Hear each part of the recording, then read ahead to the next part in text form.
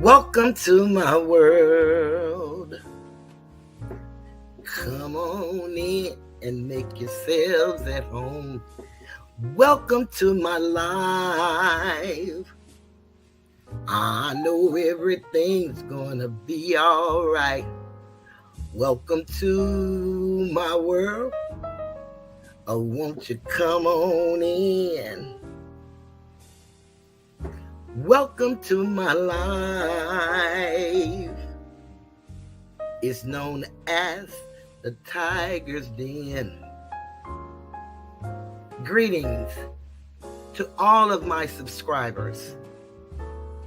I want to thank you for being with me for as long as you have, and the new subscribers that's coming on in. We want to say greetings and thank you for your time. This is from Toothless and the moderators. Welcome to the Tiger's Den.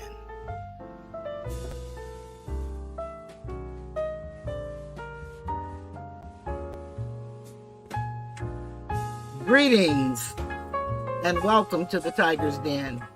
This is the voice of Cheryl, and I am Toothless Tiger. Let me cut the music down.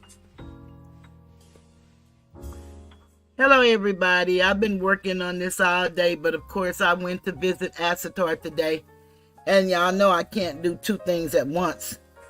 So, kind of threw me off a little bit, but I'm pretty ready. How's everybody doing? Glad everybody is here. It's good to see you, Guacamole Kid. You know, when I first saw that guacamole, I was up there trying to figure out what the hell. As much as I love guacamole. Hey, Regina M, Kelly G, Asatar, who's driving and listening in.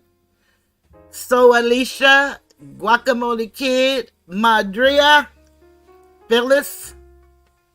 Greetings to everybody. And anybody that's in the bushes and in the trees and on the beach and in Aruba, Belize, Australia. Thank goodness my son just returned from Australia. He went for a week or so, and I am so glad to know that he's back in the States and doing well. So I feel a whole lot better knowing that he is here in these United States on his way home. So that's good news. But how's everybody doing? I hope all is well. I'm doing okay. I've been kind of fascinated. Guacamole, he left from here and went to LA, and then from LA to Australia. And I think it was 17 hours from LA to Australia. I know they're 15 hours ahead of us. So he has to come back to today because yeah, it's really something. I can't wait to hear about it. I've seen some beautiful pictures, and he said it was very, very clean. Very clean. My oldest sister went. That was one of the places she always wanted to go, and her son took my oldest sister and his sister. And they went. Never thought any of us would go, but he had an opportunity to go, and he went. No, I can't imagine. I can't at all. Hey, Tasha. Glad you're here. Well, y'all, tonight I put the picture up of Young Thug and Donald Trump because I just voiced my opinion. I wanted to know, what does a rapper and a president have in common? And I put those two because, in my opinion, they have a dirty UA. I mean, I'm sorry, DA. I'm talking about UA. A dirty DA. That would have been good if I'd have got it right the first time. But that's about what these DAs are like, a dirty UA, in my opinion. I kind of want to talk about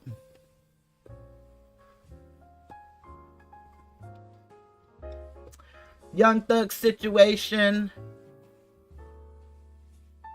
about the judge in that case. You know, a lot of people said the judge in Donald Trump's case, a lot of his problem and the reason he's allowing Fonnie Willis to act in the manner in which she does is because, you know, he was appointed to that seat. And this is the first time he's coming up to be, voted on. And so since the predominance is Asiatic, is what they keep telling us in Atlanta and especially Fulton County, then he felt he had to kind of weigh his options. And so he did not just give her a pass, but he made it where the people couldn't point the finger at him. But, you know, if the people are reading, even if he made it where it could be appealed, it's still him, because he had the power to just say no. So, or yes, whichever way he wanted to go. I wish him well in whatever his endeavors, because he does seem like to be one of the fair ones. And then I look at the judge in this case with Young Thug, and, you know, he is truly a brigadier general. He's in the reserves for the Army. I did not know it, but I told y'all the other day that he has a animal for comfort, a dog, in the courtroom. So I don't know if he suffers from PTSD or if he just suffered anxiety. I don't know when he started suffering it. Was it from something that happened to him when he was in the service? Or could it be that case that he let the one get away? And I think that's what's going on in Young Thug's case. I don't see how he's getting a fair hearing with the judge allowing this woman, this pariah, this, I don't know what she is, to run over him in the courtroom the way she does. And the total disrespect, in my opinion, that she has for the courtroom and the court reporter. She seems to be the only one who moves from the mic and stand over by the jury pool. And I think that that is wrong. And I don't know how in the dickens that court reporter can hear anything that lady's saying, because she talks down low. You know, I know she's doing what she was taught, and, you know, maybe she took some extra drama classes, I don't know, but she goes overboard with it. But she stays away from the mic, and we really can't hear anything she's saying. And the judge does not make her go back to that mic, and I think that that's unfortunate. And it certainly is for me, because I want to hear everything that's being said. Regina said, I am saddened by the loss of a wonderful gospel singer on last Thursday. She was a contestant on the 5th season of American Idol and went on to become a Grammy Award winner for gospel. Rip Mandisa. And, you know, I think I saw that, but I didn't know her. So, yes, thank you for acknowledging her. And we want to give our humblest condolences to the family and to her fan base. I haven't looked at American Idol since almost Fantasia. I saw Ruben Studdard, and it was a couple of Europeans that I liked that I saw, but after a while I had to give up on American Idol. So, but I think I did see that in an article, because I'm always trying to research something, trying to find some stuff that I'm looking for. And I didn't know her, but yes, truly. She was a young lady.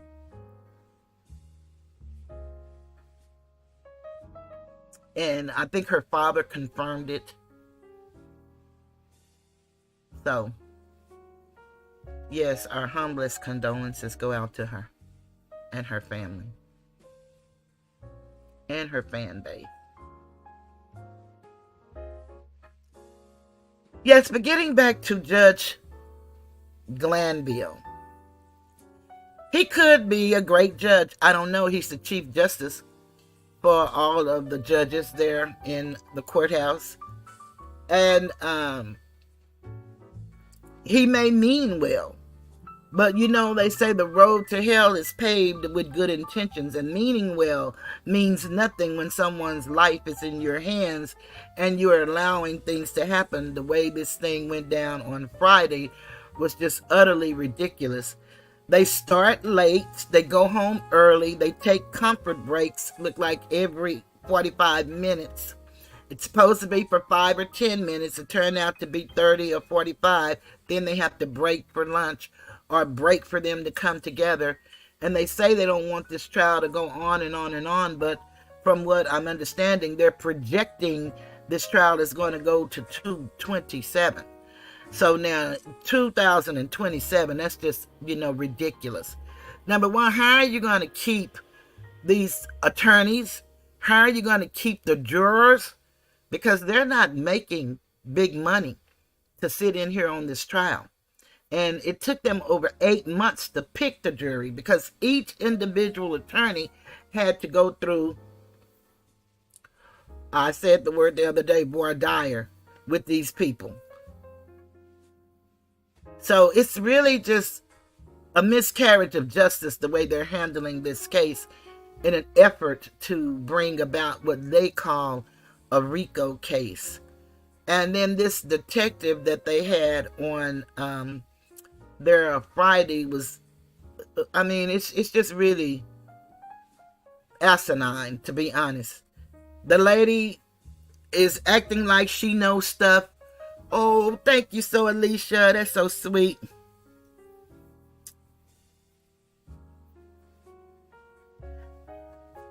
Okay, Gems, how you doing? The only thing is, I do not like that person at all, and it's very hard for me to look at that name. But you are here, and as long as you are respectful, I'm gonna ask you to change that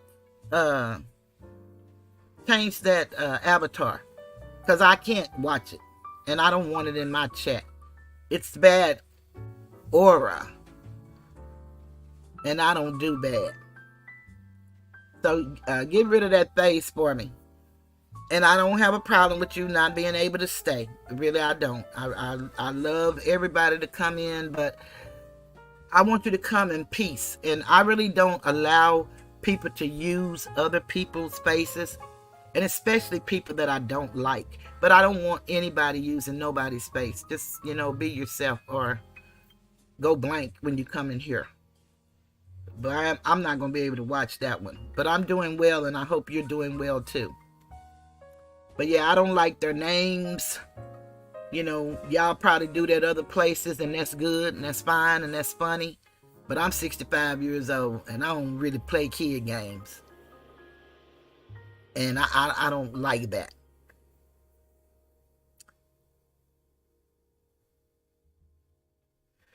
Let me... Thank you, Alicia.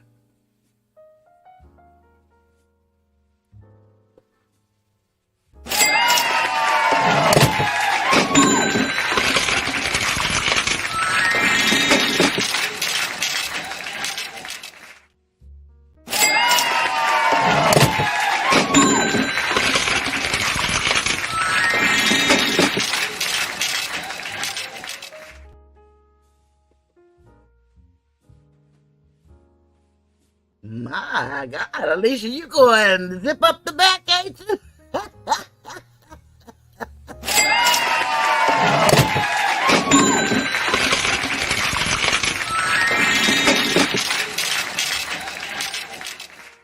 Your face. Just to remove the excess water. Now she's coming This down. is how you do it. Thank you. Wow, that's beautiful. Thank you, Alicia.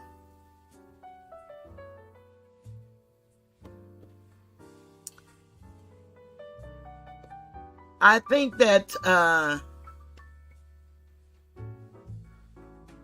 lot of people don't really understand, but when I first came to YouTube, I didn't understand the game of YouTube.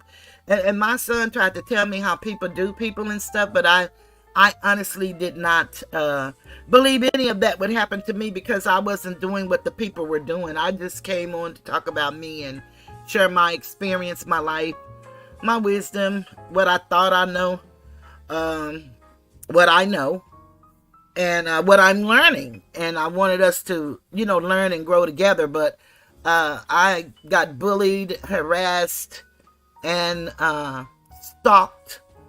And so that makes you learn how this game goes. And what happens is we all thought we were supporting one another. At least that was my mindset. But a lot of these people get very angry when you share subs. And then if they come and give to you, then the people who claim they're doing so great on YouTube start taking down their names. And then they look and see if they've ever given to them. And then they start researching them. And then they start doxing and putting all kind of information out about the people just because they decide to share with you just like they did with them.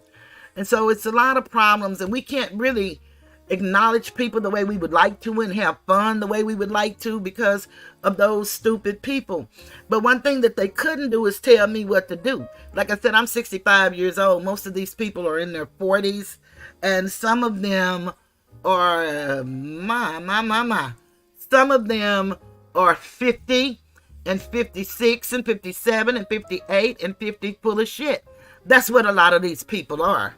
And so when you learn that, then you learn to just cut them off and stay in your lane. And that's what I do. I don't mind anybody coming to support me. I don't mind anybody coming just to listen to me. I don't mind anybody coming to dislike me. As long as you respect this chat and all that's in it, then we're all cool. You see, I've been here for almost 3 years. And a lot of these people started well after me, and they have 2 and 10,000 subscribers. I recently got 1,574, and I'm grateful for every last one. And people are actually staying. And so for that reason, I'm going to keep doing it the way I do it. And people do it the way they do it because it's our business. And, this is something for real that I would do for free. I really would. I damn near do. But I would also do it, of course, for anything anybody want to give to me. You see, just like this, talking about the Miss 504 smells like, that's just so disrespectful. And that's the man who's really a lowlife. It's 2 of them. And they're actually psychopaths. And so it's nothing you can do with people that's devoid of feeling. You can't do anything with those people but ignore them. And they don't like being ignored. But you ignore them anyway. And that's all you can do. You don't have to worry about. They like the back and forth because they're pretty much been caught. And everybody kind of knows who they are and how they operate. And they have a few diligent people. And I realize that it's a lot of sick people here on social media. Not just YouTube. Anywhere you go. It's a lot of lonely people. And for some people, these are the only people they get to communicate with. So I don't judge people. I'll talk about you. Good, bad, and indifferent. But I don't judge you. You do who you do. Do what you do. How you do it. You just can't do it to me. Sissy said, I learned really quick about those people the first time I dared comment. Your kindness is why I stayed. Oh, that's so sweet. Yeah, because you can't go by these people. Sissy, I promise you, you can't. It's a lot of people with a lot of issues. And so they do a lot of deflecting. And they do a lot of keyboard muscles. They get angry real quick, and then everybody want to tell you about being white, or about being black, about being. I see us all as human, and we do know that the European has had a jump on all of us, even the European without money. So we know how bad we've been treated, but we can't even tell us who we are, and we take on ownership of it. So what do I give a damn about any of that? I don't. I care about right. I care about wrong. I care about how you treat me and how I treat you. And I may not be the one you like, and that's okay. You know, I had a lady got angry about my music. But I asked in a live, do I need to cut the music down? She wrote a whole dissertation in the damn comments. Girl, I don't need your opinion like that. I didn't ask you that. We were in a live. I like piano music. She said, I'll never grow. I may be, never grow. But I'm 65. I have congestive heart failure. I have a pacemaker. I have all kind of musculoskeletal problems, and I can still walk and bathe. That's why you see me in the shower with my gown on, because these people said I couldn't bathe. I was stuck to a bed. All kind of craziness. But sissy, you just keep on coming back, honey, whenever you get a chance, because I know you got them babies, and I hope y'all all doing well. Sissy is a mother to quite a few children. And I know she's a beautiful mother just from our conversation. And I'm so glad that I was able to let her know that that's not the mind of the content creator over here. You know, a lot of people let their chat tell them how and what to do. And that may be their downfall. I call that the Jesus syndrome. The king allowed the people to tell him who to kill. Not the good guy. No. Don't do that, sir. Don't do it. He's the good guy. But the king said, wait a minute, I want to be king, and all these people telling me to get rid of this one, so I'm going to get rid of that one. Well, it don't work like that over here. Because I'm the good guy.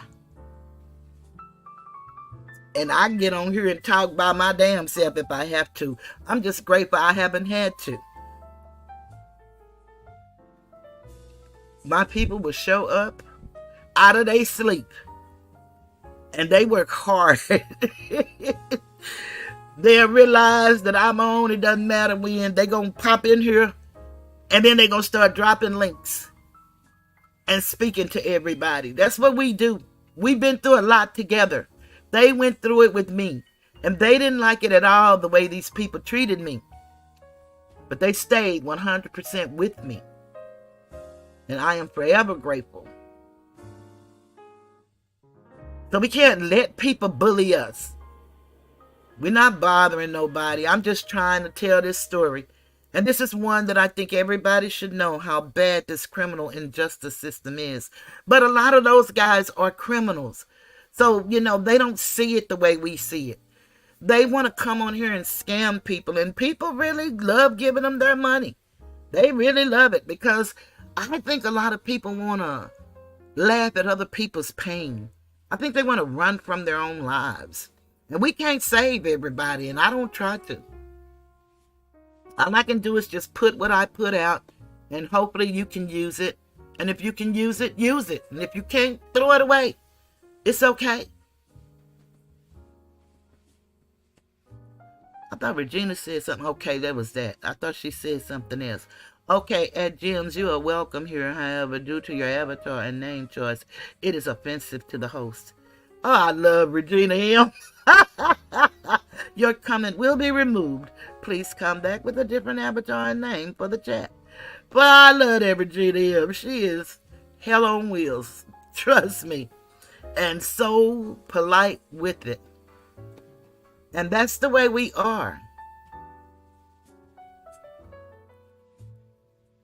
And sissy, I know you don't know anything about being no moderator. But I love my people. And I know that you are one of my people.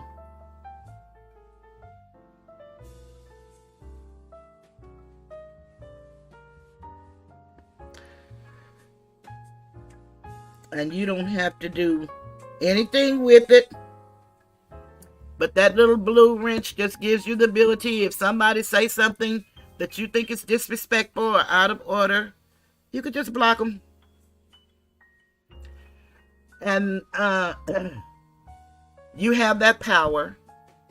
And nobody can ever block you unless it's me or one of the lead moderators.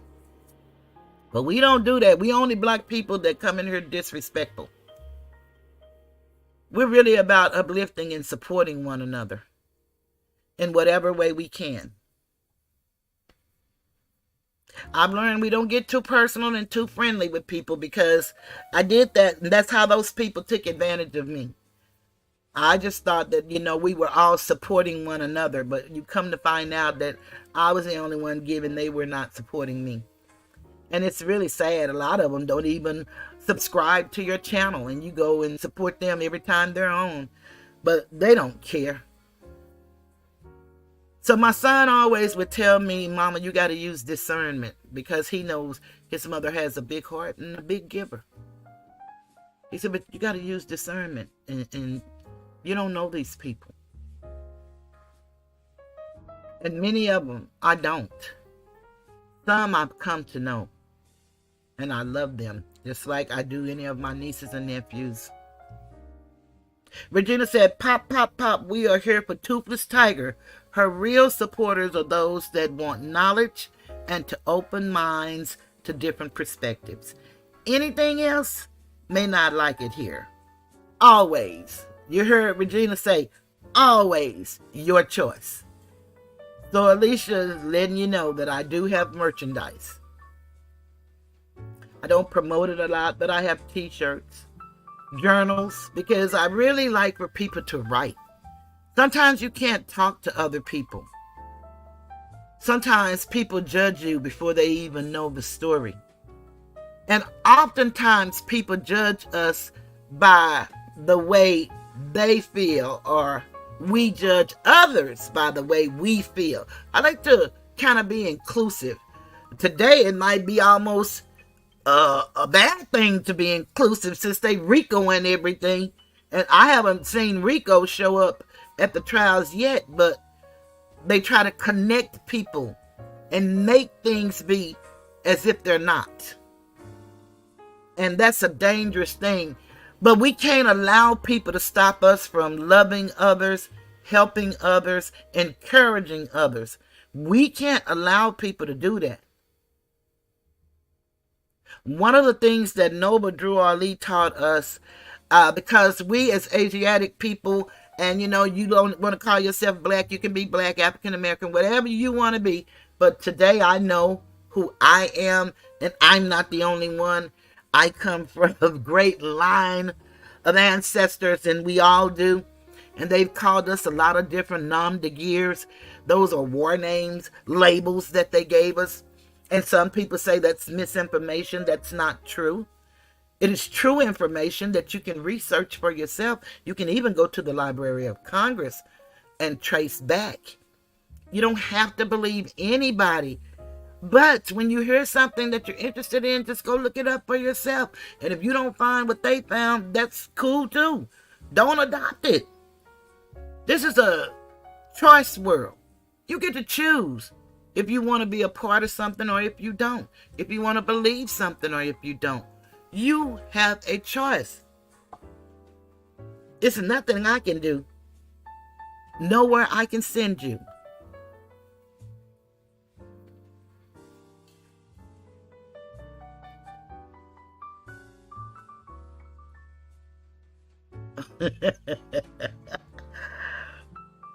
Regina say, welcome to the Blue in the Tiger's Den with Toothless Tiger, Sissy Wilson.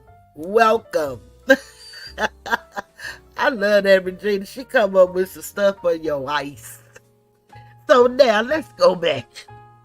Since we've gotten rid of the little trolls, we probably have one or two more try to show up.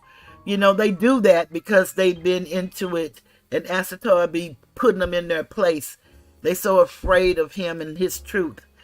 And they were afraid of me and my truth, and that's why they turned. But it's okay.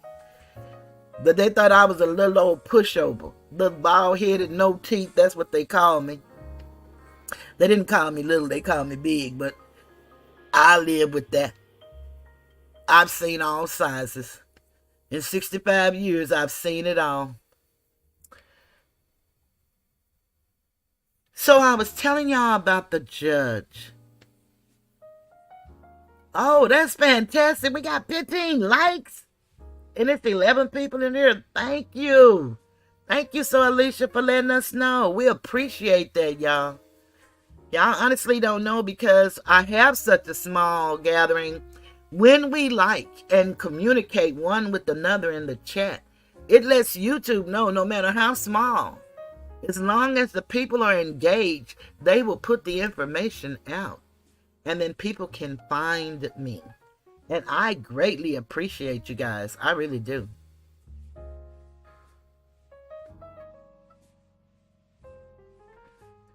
You know, I'm sorry, y'all, but this just put me in the mood for one of my songs, and I want to play Family Affair. And I think I'm feeling a little melancholic, because I also think I want to play... No, I think I'm going to play this one, because tomorrow marks 31 years that my mom transitioned to the other side. And so I think that's probably really what I want to hear.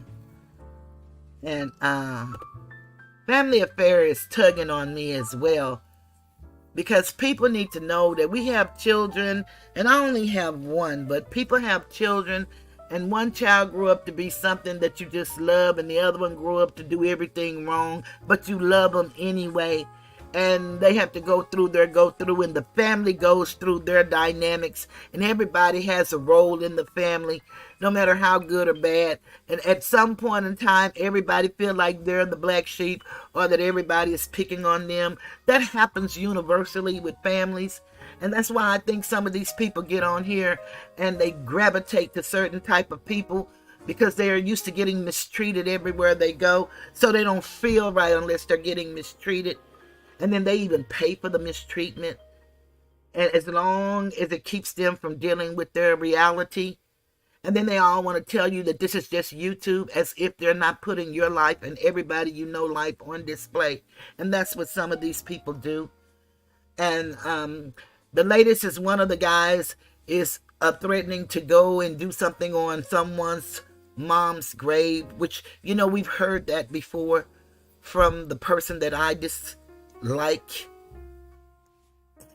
So these are the kind of things that people do and say, and I think they think of the worst and the dirtiest and the grungiest stuff that they can say. They even have a lady on here. She's a mom of 6 children. She's fantastic. She does all kind of businesses. Her children are involved. She even wrote a book for her little baby. I was sharing it with Alicia. It's so funny, y'all. It's a very good book for a little 3-year-old. And it's his adventures on his skateboard. And he's having the time of his life. But I swear you think he turned about 30, from 3 to 30. But he's still 3 at the end of the book. And I just laughed. I loved it. I read it all in one setting. It's not many pages. But she's doing great things. Breastfed all her children. And she's shaped like Miss D. I don't know if y'all looked at Dancing Dolls, but little Diana, that's what she's shaped like. And they're putting all kind of stuff about her on their community walls. They're calling her children's schools, talking about her parenting skills.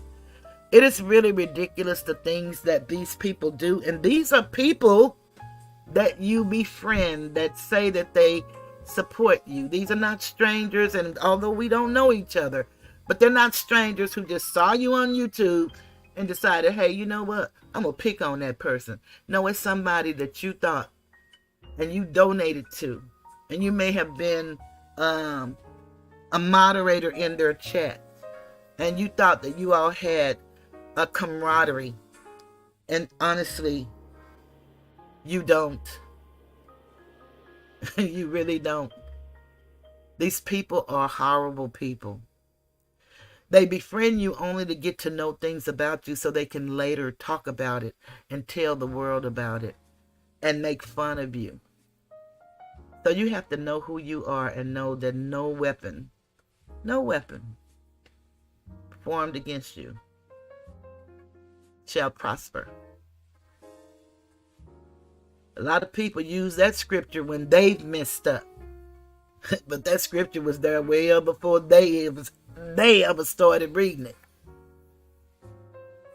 And you have to believe that, because anything can go against you if you don't believe. See, if you believe that something bad gonna happen, I can guarantee you something bad gonna happen. I can guarantee it. So we have to use the power of I am. I am that I am. And it won't. It's just that simple. No more and no less. But please, let me get on, because, honey, y'all got me damn near, hallelujah, ready to start preaching and chatting. I'm always with my mama. She's my favorite girl. Always with my mama. She brought me in this world. Sometimes I feel so bad when I think of all the things we used to do. When mama used to clean somebody else's house just to buy me a new pair of shoes. I never understood how mama made it through the week when she never ever got a good night's sleep.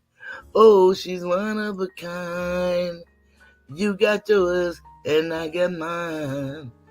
Oh, hey mama, my heart belongs to you. Oh, yeah, always love my mama. She's my favorite girl. You only get one, yeah.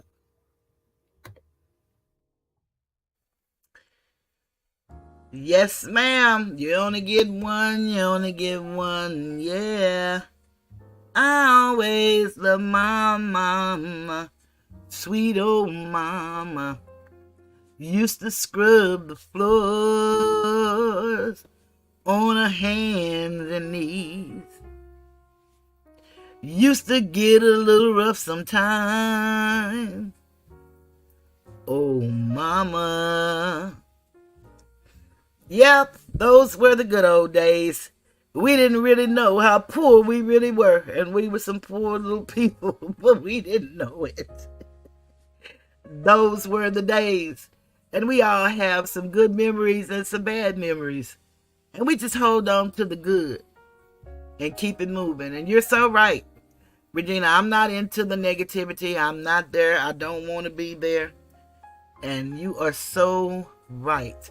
I have to take care of my business. I found that works.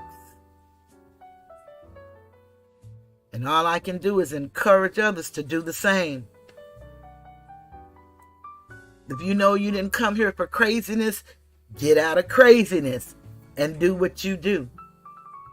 The people will come or they won't. But if this is your purpose, then you do what you were purposed to do. And it'll be all right. Judge Glanville. As I was stating earlier, he's a brigadier general, and I don't know what his issue was. I couldn't figure it out. And someone mentioned it in one of the chats I was in. And so I went and looked it up, and then that's what I'm going to share with y'all. I believe this is why he's allowing this craziness to go on. I also have the video of the lady, and I showed it to y'all the other day, but I'm going to show it again because I want to show the contrast of her and her boss and how these women are acting in the courtroom.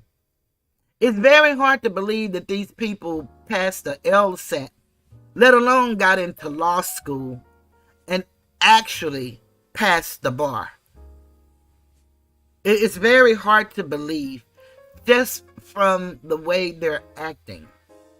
And this is not the way we as women ought to act. Everything should be decent and in order. And especially if you have a title that bears the name honorable, then you should be honorable. It didn't say perfect. It said honorable. You do your very best. That's all you can do in any situation. But Judge Glanville, I found this article, and it's from the Atlanta Associated Press.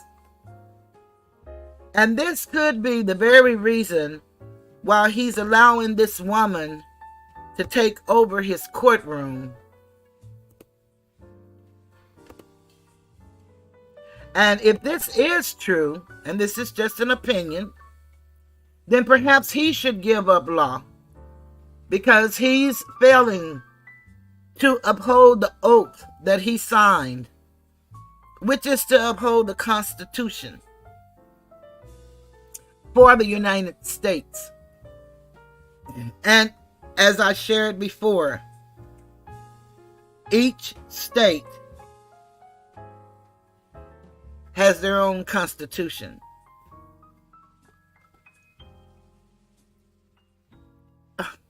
Y'all gonna make me start crying now. Thank y'all so much. Let me do this. Y'all are too much, Alicia.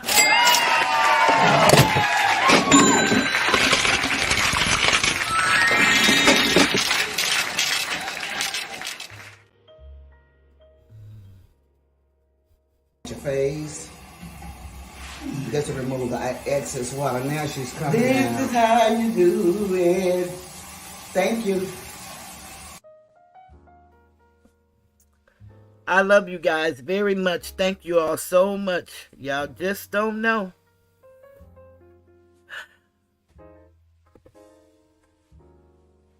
Okay, y'all. Here we go. This is why I believe Judge Glanville is allowing such atrocities in his courtroom. From the Associated Press, judge's error could set man free without trial for murder.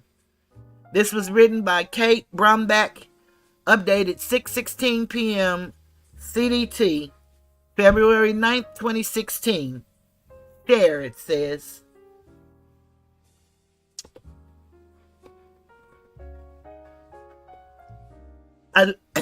Atlanta AP. A mistake by a Superior Court judge means a Georgia man charged with murder may go free without a jury ever weighing his guilt or innocence. The case started on June 17, 2013, when police said Gary Otis ran up the stairs of a high-rise apartment building for seniors and attacked 71-year-old Emmanuel Surrey. He kicked down a metal door and jabbed 75-year-old Mary Oliver to her end. Police had to use a stun gun to subdue him, according to court records. Otis, who was 64 at the time, was a resident in the building but didn't know Oliver or Surrey. Fulton County District Attorney Paul Howard said, and Paul Howard is the man that Fonnie Willis worked for 16 years and defeated when she came back and ran against him. Oliver was asleep in her bed, and Surrey had just returned from taking his uncle to the hospital. Otis was arrested and jailed. When his murder trial began, April 7, 2014, public defender Amanda Grantham told the jury in her opening statement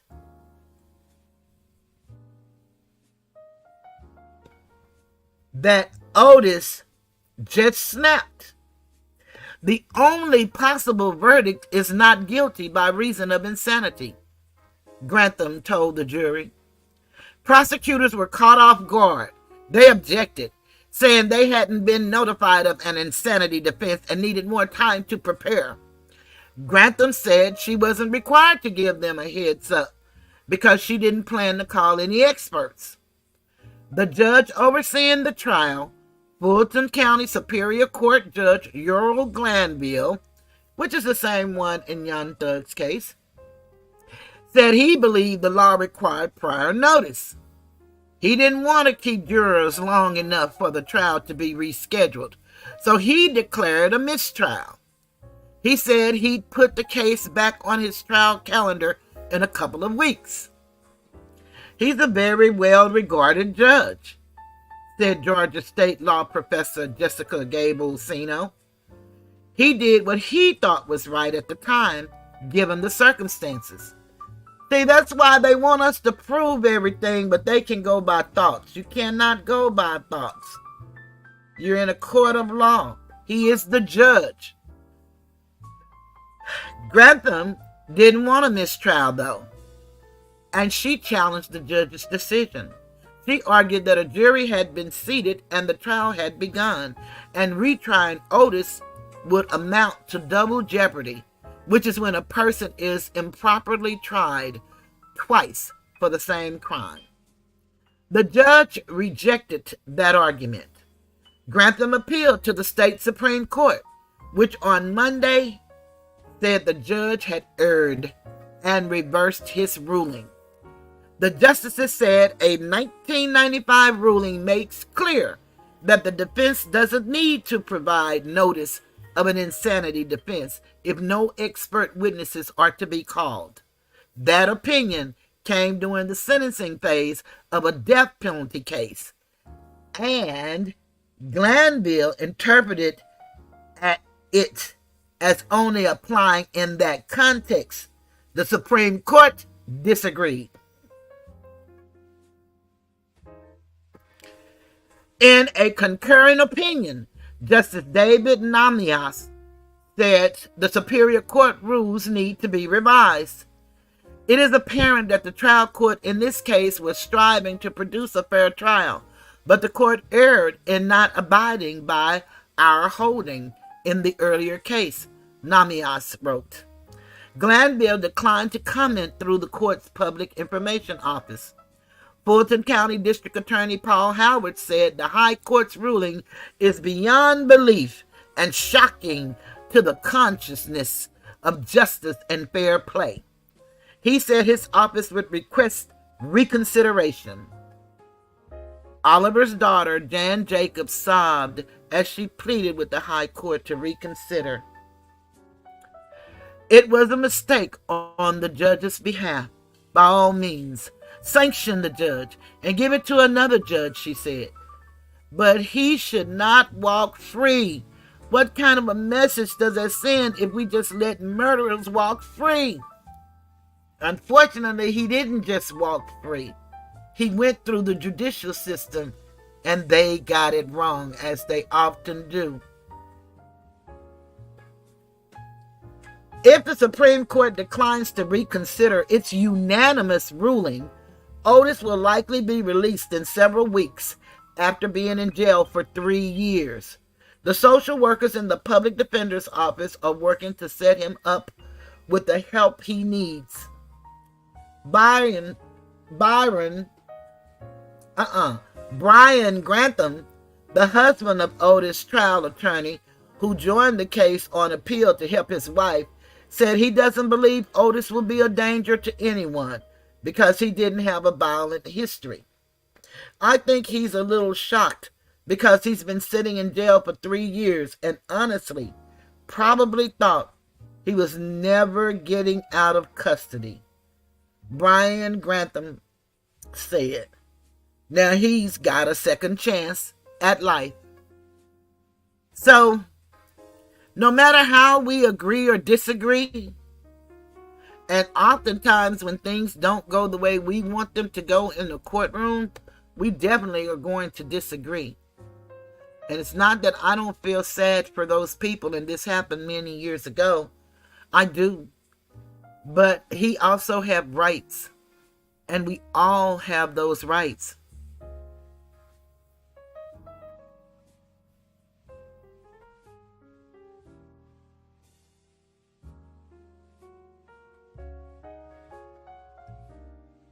Regina said, so Alicia, yes, a person can. People without true understanding and misguided thinking, beliefs, mentality, etc. will. Staying focused and disciplined is key to start the journey. Exactly. The law doesn't go by feelings, assumptions, or thoughts. And Alicia, you had said you just can't jab someone and then quote a scripture out of context. They do it every day, all over the world, believe it or not. Not just here in Looney Tune land. They do it all over. People do it and think they're right. But no. That's why we have laws and rules and regulations.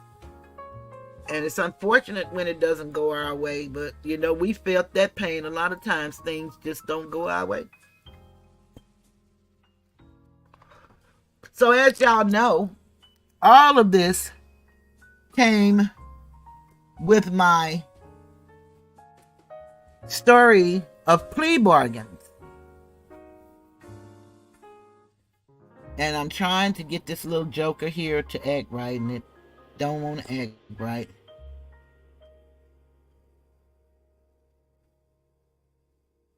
I'm trying to see.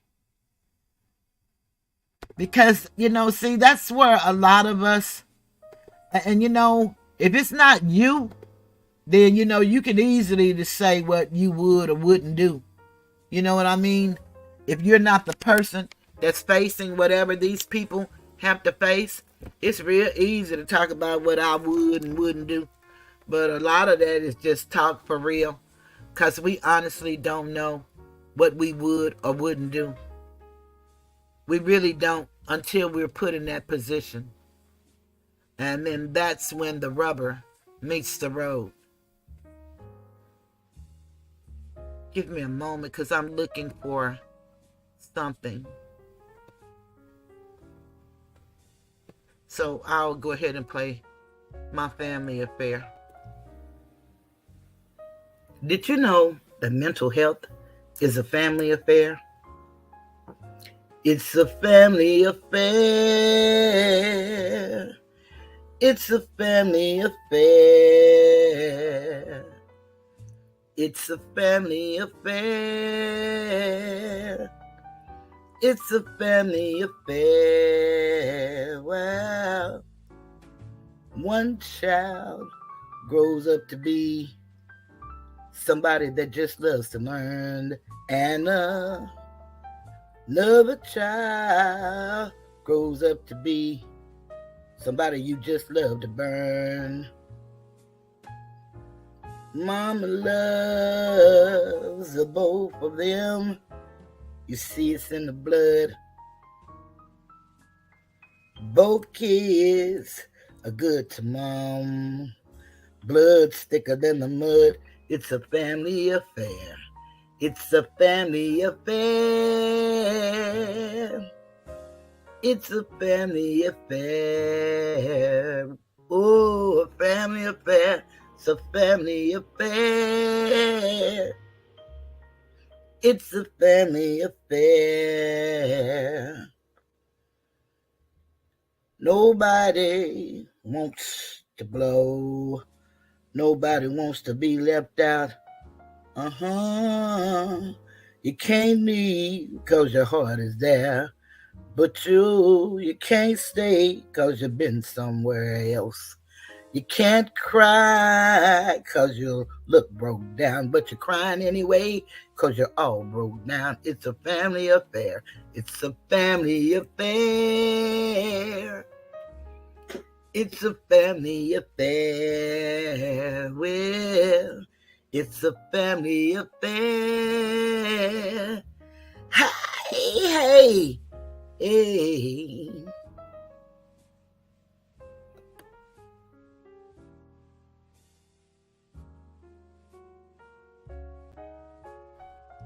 Okay, y'all.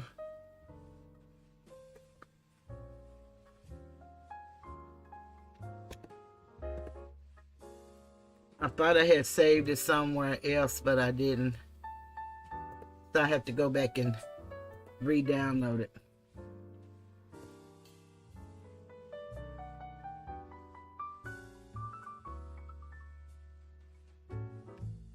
Here we go.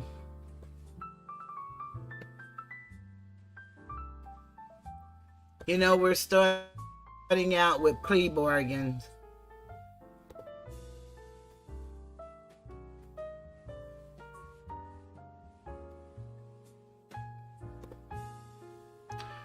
And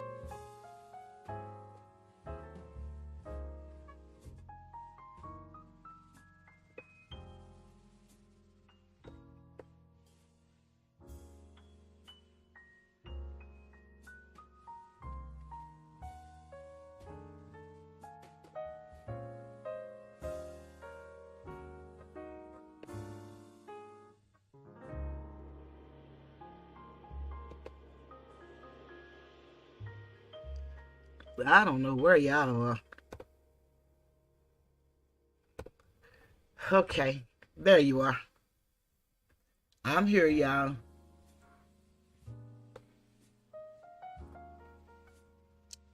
We're going to start with our plea bargain, is where we're supposed to start tonight.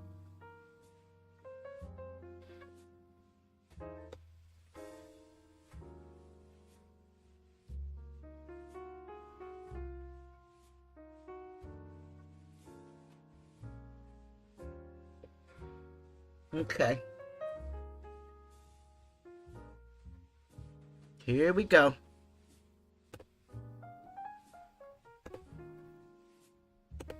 Mud a little slow, but she finally gets it.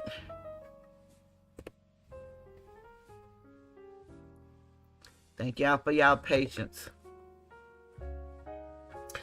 A brief history of plea bargaining and the federal sentencing guidelines.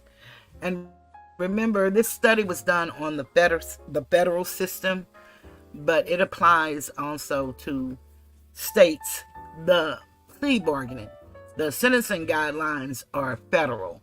They don't necessarily, well, they do have guidelines, but they go by the penal code in the states. Whatever your state says, whatever the legislature deemed the time for each crime, that's how they go. Plea bargaining and the Supreme Court, a shift from distrust to dependency.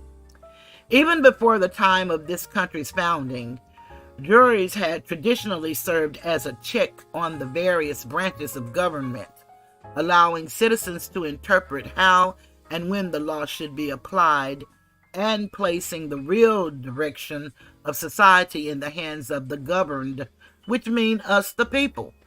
As one scholar has explained, the criminal jury enjoyed the privilege to decide, not to enforce a law where they believed it would be unjust or misguided to do so, allowing average citizens, through deliberations, to limit the scope of the criminal sanction.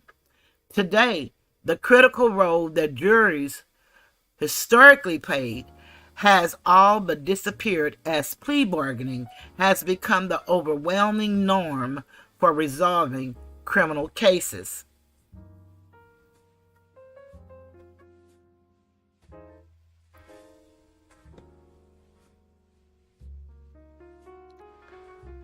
Got to take this up a little bit. I'm trying to get it to where I can read it comfortably.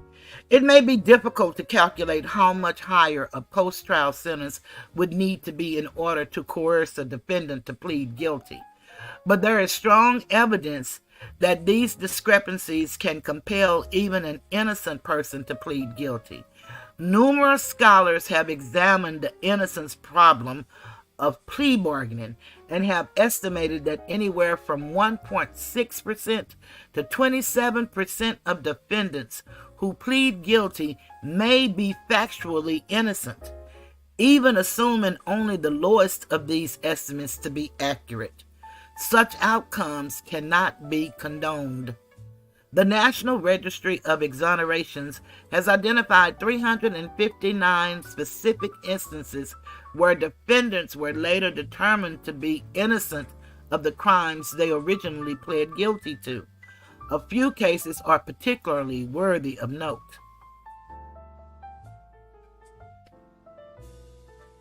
Marcus Bradford pled guilty to aggravated kidnapping in a case involving the kidnapping, ape, and murder of a 23-year-old woman in Chicago in 1986.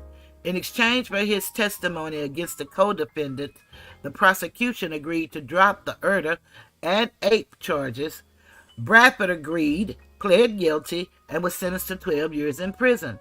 But after testifying at trial, Bradford recanted his statements, saying police had coerced him into falsely confessing and that he did so only to avoid a life sentence.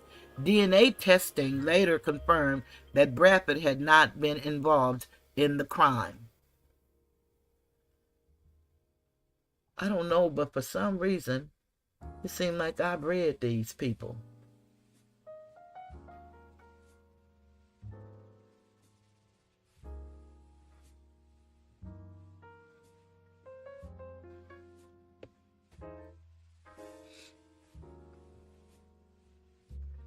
maybe I went up and I must have went backwards because I read that. Yeah, I think I went up too far. I was supposed to have been reading this. Y'all forgive me.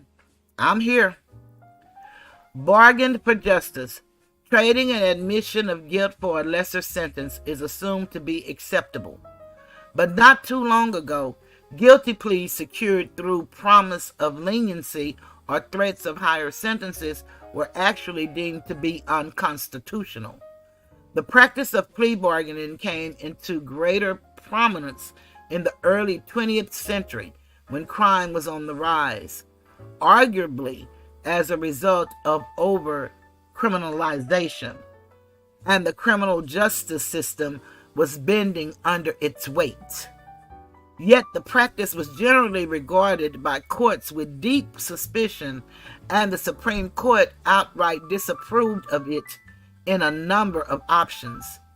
In 1941, the court ruled that a defendant's guilty plea induced by the prosecutor's threat to seek a higher sentence was unconstitutional.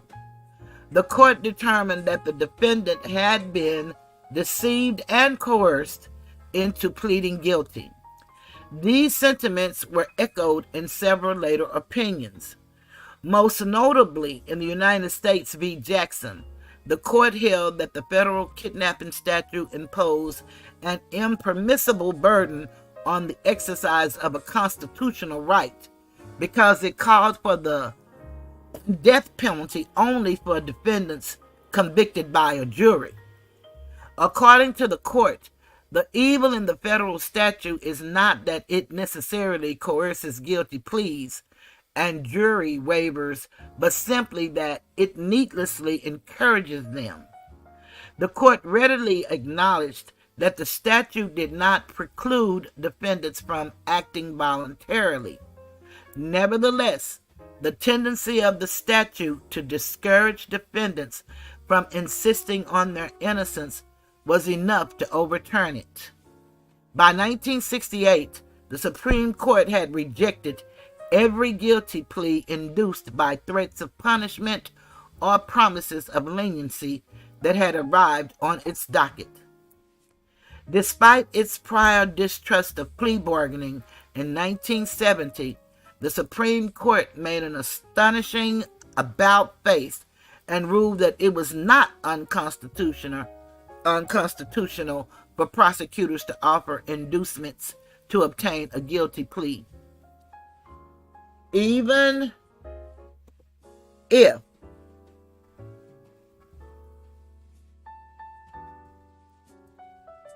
now they showing a thing there, but I want to go down to the reading.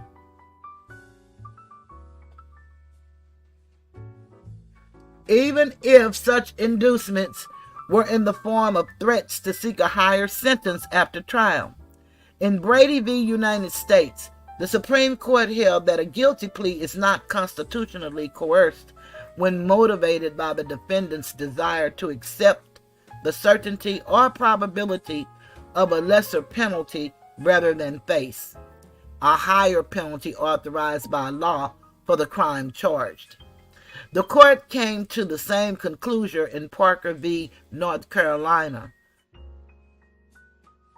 stating that an otherwise valid plea is not involuntarily because induced by the defendant's desire to limit the possible maximum penalty to less than that authorized if there is a jury trial.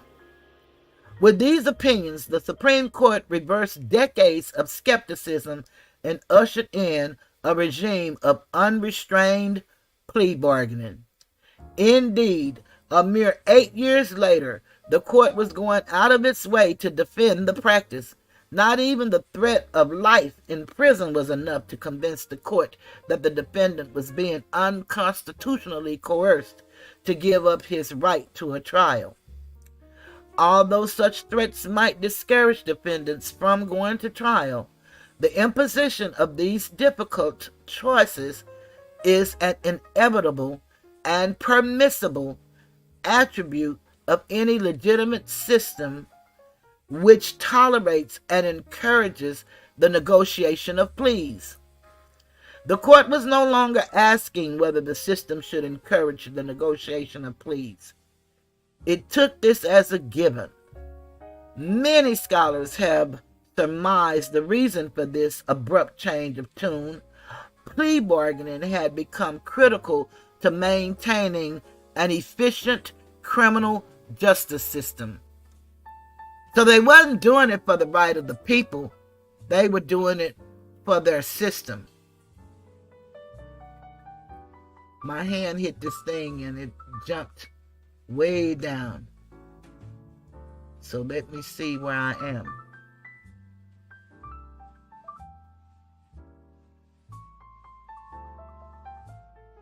Yeah, here I am right here. The Sentencing Reform Act of 1984, United States v. Booker, and judicial discretion in sentencing. Around the same time that the Supreme Court officially endorsed plea bargaining, significant reforms were underway in how criminal defendants were sentenced. Prior to 1984, federal district judges posed discretion to impose any sentence on a defendant constrained only by the Constitution and applicable statutory limitations. In response to concerns that this discretion produced wide disparities among similarly suited defendants, depending largely on geography and the idiosyncrasies of individual judges, Congress passed the Sentencing Reform Act of 1984, instituting a commission to establish guidelines for use of a sentencing court in determining the sentence to be imposed in a criminal case. When the guidelines were initially adopted, they were considered mandatory. Absent particular circumstances identified in the guidelines themselves, judges had no discretion to depart from the calculated sentence range, even if they believed the sentences they were imposing were unfair.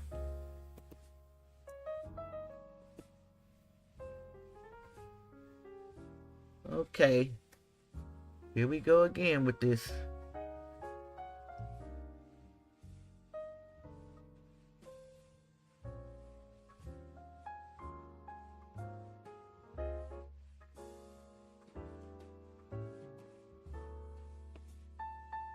Okay, under these guidelines, judges selected a specific sentence from a range of sentences that is arrived at through a compilation of mathematical calculations. First, the judge calculates the defendant's offense level by, number one, identifying the applicable guideline based on the statute of conviction. Number two, determining the base offense level. Number three, evaluating the relevant conduct of the defendant and any others involved in the offense to apply specific offenses characteristics. And number four, making any applicable adjustments based on, for example, particular characteristics of the victims, the defendant's role in the offense, whether the defendant accepted responsibility, and or whether the defendant obstructed justice. Then the judge calculates the defendant's criminal history category based on any prior convictions. After determining these two variables, offense level and criminal history category, the judge then plots the point at which they intersect on the sentencing table. That intersection yields a sentencing range from which the judge can select a specific sentence. This sounds like an awful lot for the judge to have to come up with, and I don't believe that they train them judges on this, and it could just sound like a lot to me. To aid judges in their selection of an appropriate sentence, a probation officer will conduct an investigation and prepare a pre-sentencing report, PSR. In the PSR, the probation officer will include details of the underlying conduct of the offense and the defendant's criminal history, will perform the calculations under the guidelines, and then make a recommendation to the judge as to an appropriate sentence within the applicable guidelines range. Both the prosecution and the defense then have an opportunity to review the PSR and raise any objections to the probation officer's calculation. After reaching a conclusion as to the appropriate guidelines calculation, the judge considers the probation officer's recommendation and the positions of the parties and determines the final sentence. Now, this ought to make people not even want to commit no federal crime or no other kind of crime after hearing something like this. And I'm sure those people will probably never hear this, but this certainly ought to make somebody, whoever was thinking about anything that they could do quick and wrong, to rethink it. As discussed more fully in the sections that follow, prosecutors have maintained an inordinate amount of discretion over a defendant's ultimate sentence, in part because the guidelines are skewed in their favor. By way of example, the guidelines offer substantial incentives to defendants to plead guilty quickly before defense counsel has been able to meaningfully evaluate the merits of the prosecution's case.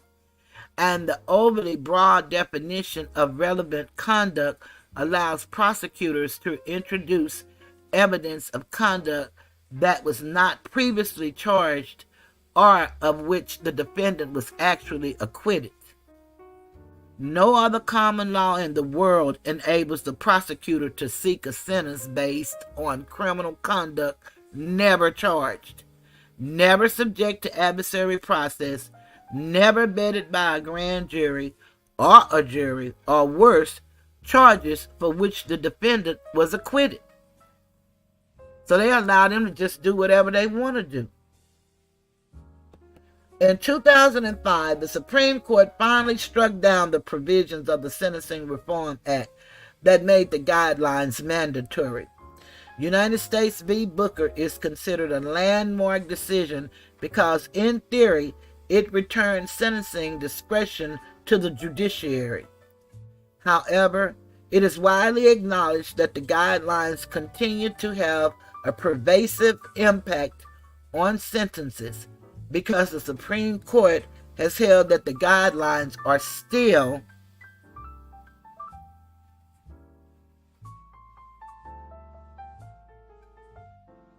the presumptive starting point and the initial benchmark for all sentences in the federal system. In every case, judges must still calculate the sentence called for by the guidelines and consider that recommendation in imposing a sentence.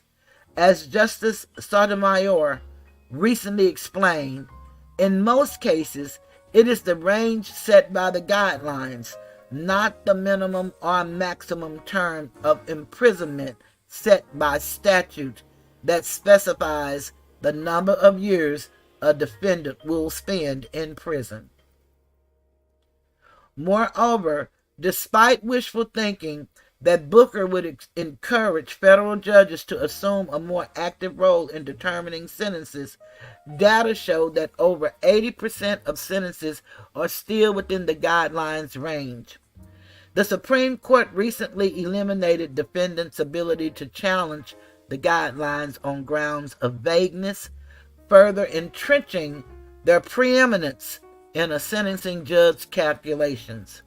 Because many sentencing judges have been reluctant to closely scrutinize the application of the guidelines, and because the Supreme Court has encouraged that reluctance, prosecutors may continue to rely on the guidelines to threaten increasingly harsh sentences, pursuing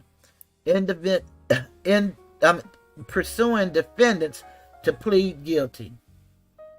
And that's pressuring, not pursuing. Pressuring defendants. Okay, we're going to stop. I'm going to stop reading right there.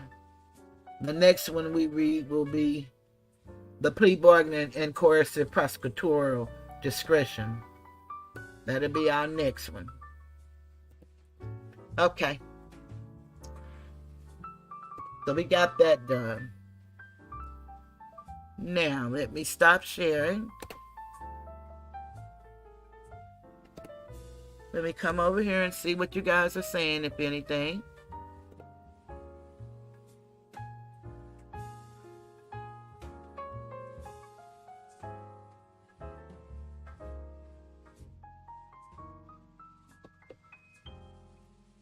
Okay, looks like Angela has joined us.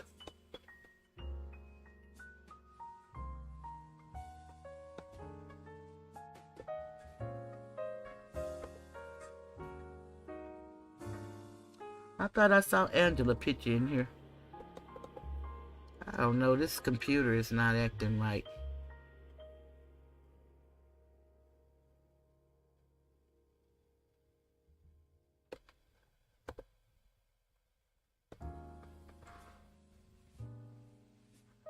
Okay, let's see.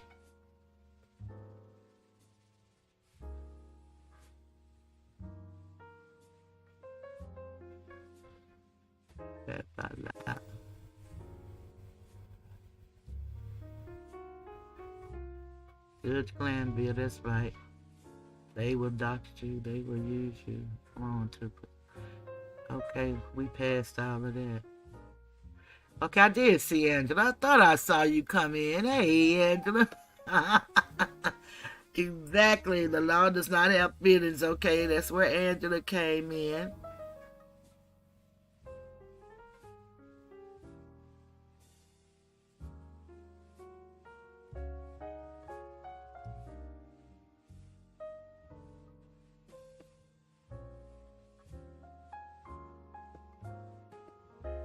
Okay. I'm caught up with all of that. So now, let's go back to where I was a moment ago. I was on... Let me take you down. I want to take you down. Let me take you down. Okay. So now I want to tell y'all about a little young guy. His name is, it's kind of hard for me to pronounce his name, but I'll do my best. His name is,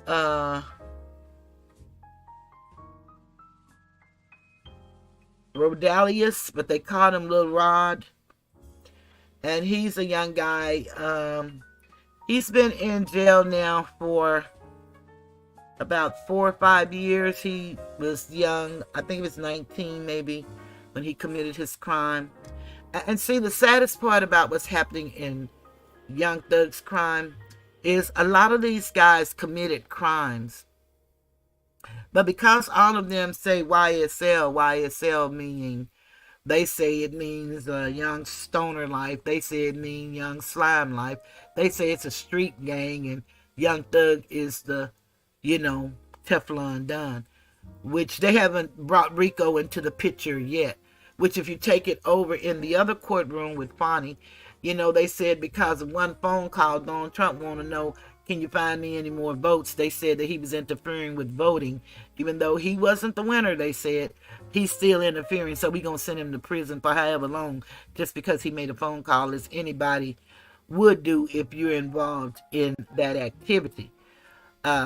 But they're saying that he strong-armed the people, I guess. I don't understand how this could be so criminal. And especially finding out all the information we found out since, and what she's doing as the DA. Be that as it may, this young man has a public defender. And he's the last defendant in here with a public defender. And she was not making enough money to make ends meet. And they've been in trial, picking a jury and starting the trial. It's been over a year now.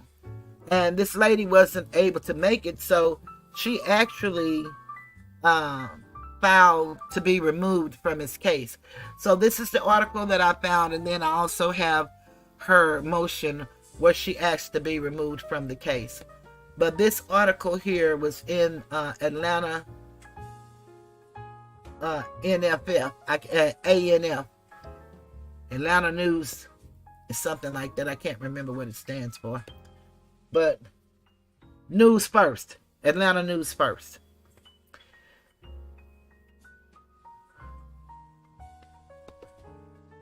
I seem like I'm a little discombobulated. Y'all just bear with me.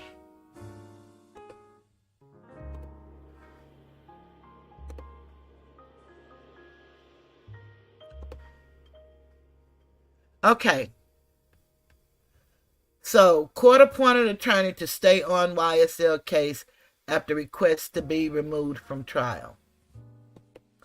Angela D. Williams represents Rodalius Ryan, says she will lose her livelihood if she remains on case. This was written by Tim Darnell.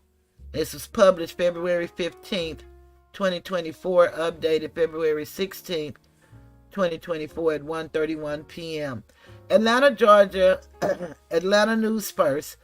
The man overseeing the internationally watched media spectacle known as Young Thug's trial was denied a request from one of the trial's court-appointed attorneys to be removed from the case after an agreement was made. On Friday, Fulton County Superior Court Judge Ural Glanville rejected Angela D. Williams' motion to withdraw from her present representation of Rodalius Ryan in the sprawling organized crime trial of Young Thug and YSL, also known as Young Slime Life and Young Stoner's Life. D. Williams, who has been vocal in the past regarding its workload and levels of compensation, says she has already lost her physical law office because of the trial and is in danger of losing her livelihood, her motion said. What about paying her a fair hourly rate for her representation? D. Williams' attorney Leah Abbasi asked during Friday's hearing. We have a contract. If she's no longer able to do the contract, we will respect the judge's decision, said Georgia Public Defender Counsel Executive Director Omateo Ali. And we've seen her in action. She only thinks she's great, and she really doesn't care about what's happening to these attorneys, which, like I said, she's the only one that's left. The Georgia Public Defenders Council, GPDC, the motion said, has stated they will find another attorney to substitute counsel and continue this trial that is slated to continue well into 2025, and said Ryan, aka Lil Rod, is opposing D. Williams' request. But on Friday, D. Williams' attorney and GPDC agreed to D. Williams now getting $5,000 a month through the duration of the trial. Testimony in Young Thug trial itself is set to resume next Tuesday. And then here is her motion that she filed. Motion to withdraw as counsel. Angela D. Williams, attorney of record for Rodalius Ryan Jr. in this matter, and respectfully requests leave to withdraw under the provisions of Rule 4.3 of the Uniform Superior Court Rules of Georgia. The undersigned has given her client due written notice of this intention to withdraw prior to submitting this request to the court, as shown by the attached notification certificate. Counsel is appointed to this case, and Georgia Public Defender Counsel, henceforth known as GPDC and or Fulton County, sent a letter to the GPDC and the board. Exhibit A, counsel informed GPDC of the unforeseen hardships that counsel has encountered because of the length and commitment this trial requires. Counsel has been actively engaged in the trial phase of the case since on or about December 2022. The state has estimated that they will call approximately 400 witnesses, and at present time, only 35 witnesses have given their testimony in the past 9 weeks. Counsel has lost her physical office because of this trial and will likely continue to lose her livelihood. The Georgia Public Defender Council employee Natalie Glazer responded with the attached response, Exhibit B. GPDC has stated they will find another attorney to substitute counsel and continue this trial that is slated to continue well into 2025. After talks with Mr. Redalius Ryan, he is opposed to a substitution of counsel and will not waive his right to counsel whom has already been appointed. In accordance therewith, the undersigned certifies that Rodalius Ryan Jr. is further informed under the above Rule A. The Fulton County Superior Court retains jurisdiction of this matter. B. Defendant has the burden of keeping the court informed of his current address for the service of notice, pleadings, or others. The defendant is in jail. How can they not know his address? This is ridiculous. Defendant has the obligation to prepare to go forward with this case with appointed counsel. D. If defendant fails or refuses to meet these obligations, he may suffer adverse consequences, including the entry of judgment against him. Theme, whatever they have here. Defendant must file any objections within 10 days from the date of this filing or come to the motion hearing to have his objection heard regarding this motion. Wherefore the undersigned, and then it's her. So what they actually did was they said, and I think I talked about that a little bit, where they said supposedly she was doing that just so she could get more money, that she really wasn't going to leave his case, and they wanted to sanction her and punish her. But I mean, this is crazy. How could she be doing what she was doing for the money that they was getting? She was only getting $15,000, and that was over the year. $15,000. And imagine you having to be on this case. This paper say 2025, but they said in court the other day 2027. Now who would, they're going to lose everybody on here with all of this time. All those cars missing. What happened? That's what I would like to know. It's unbelievable. So I have this thing here with, let me find it. It's something down here I had with Donald Trump. I wanted to go there to show y'all what do we have in common. Well, we know Rico is one. The other is one of the attorneys that represented Ghana, who is another rapper. And he did an Alfred plea. And he's out. And he was supposed to testify. But now he's not going to have to testify, they're saying. But what Donald Trump did was he had an attorney, but he released that attorney and replaced it with the attorney that represented Ghana, which is the one that Professor Nez loved. He called him the pit bull, and that's Steve Sadow. That's who the president ended up hiring. So let's see here. This is when the president surrendered to Fulton County. This is thank you to Fox 5 Atlanta. This was done in August 24th, 2023. And I'm just showing you things that maybe some of you have seen. And if you're like me, you didn't see any of this and didn't know any of this, because I wasn't even looking at any of this. I don't have TV, so if it doesn't come in my feed, I really don't know things are going on. But after you hear people talking about things, and I heard a gentleman, and that's what made me start looking at. No, I think it was Liquid Concrete who got me interested in going to look at Young Thug, and I've been watching it ever since.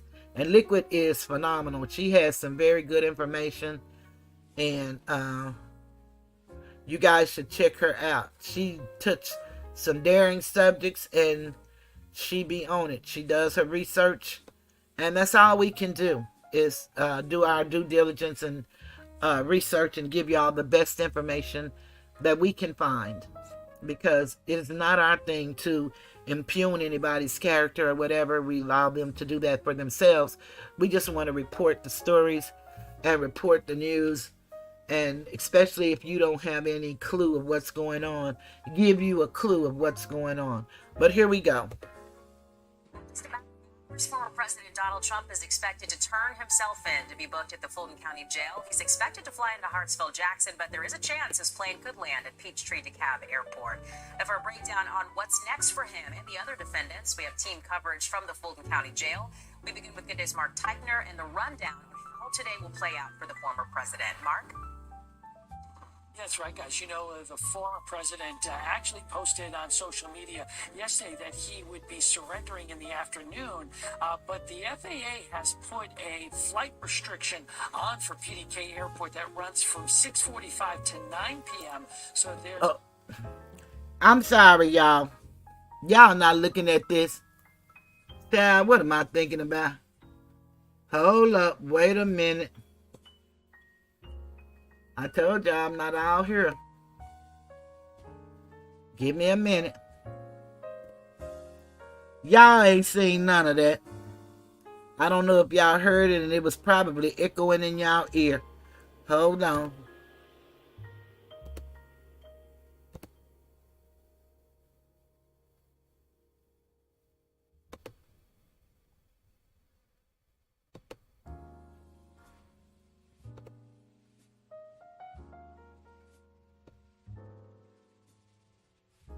There's a good chance that this could end up being a primetime event.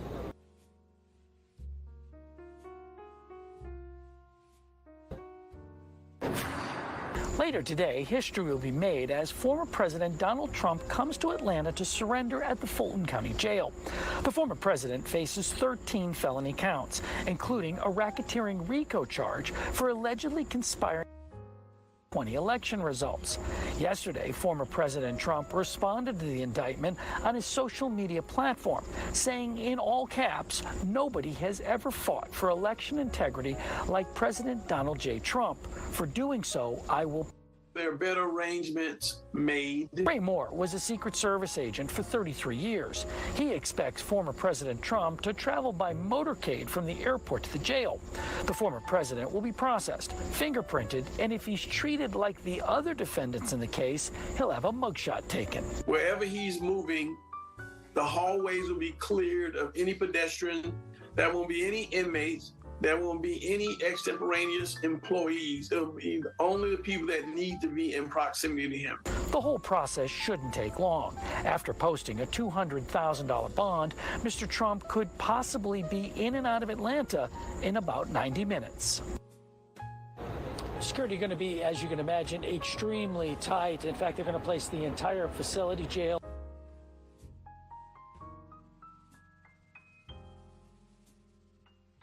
lockdown that's going to start before the former president arrives and will stay in place until after he does. And you can imagine everyone's going to be watching his every move. In fact, there's news media from all over the world.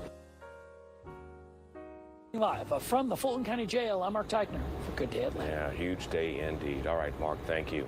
And after Mr. Trump's appearance at the jail today, he might have to travel back to Georgia for his arraignment in court in the coming weeks. Yeah, that's because the process in Fulton County usually happens on a different day than when a suspect surrenders at the jail. But the judge in this case has said some arraignments could be handled virtually.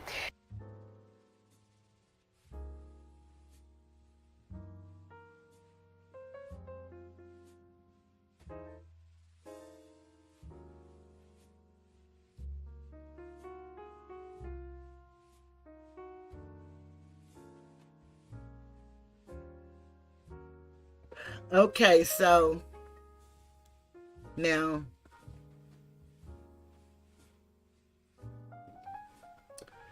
they have a written article here.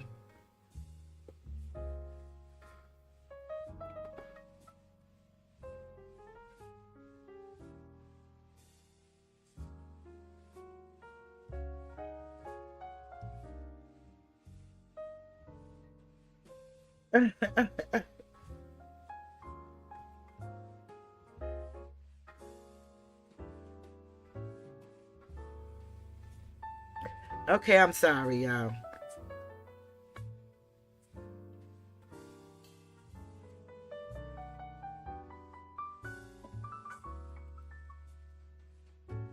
Here we go.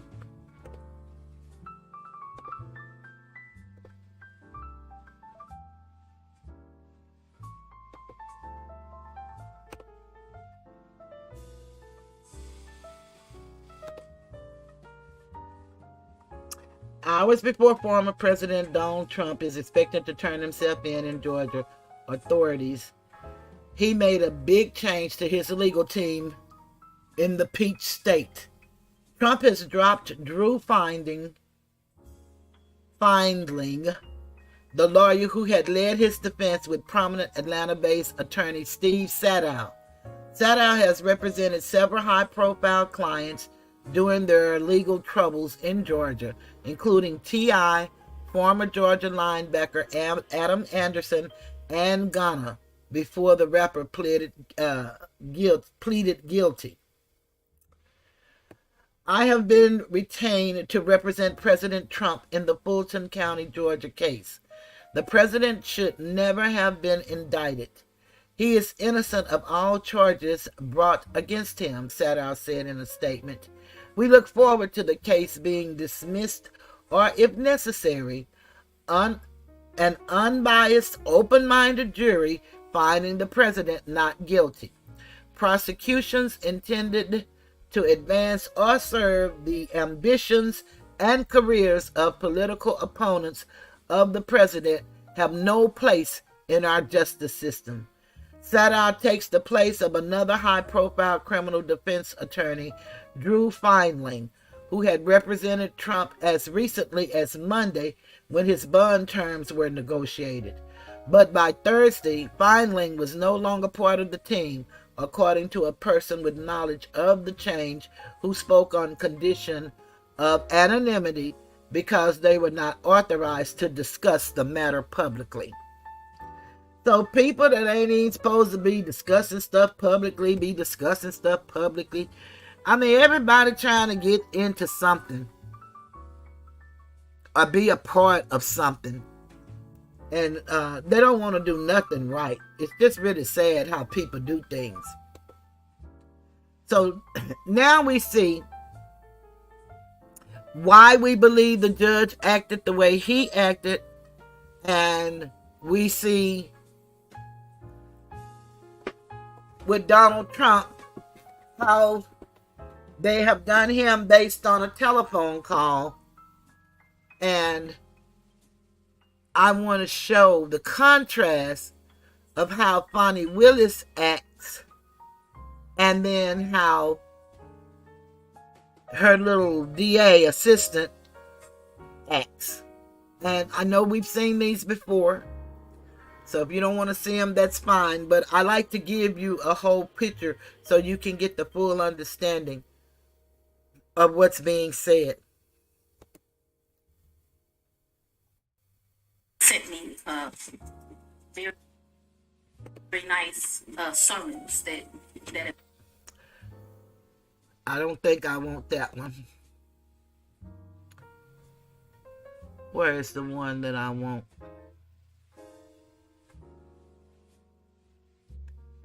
Give me a minute. That's not the one I want. I think this is the one I want. Y'all just bear with me.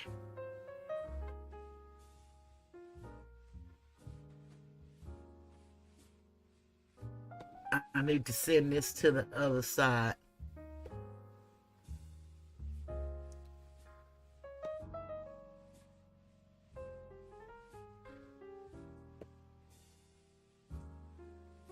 Okay.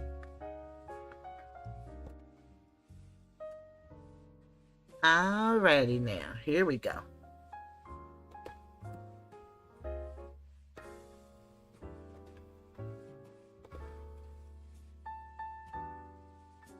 We're going to just see how this lady act, and then we can see why and how her little, assistant chief DA act the exact same way.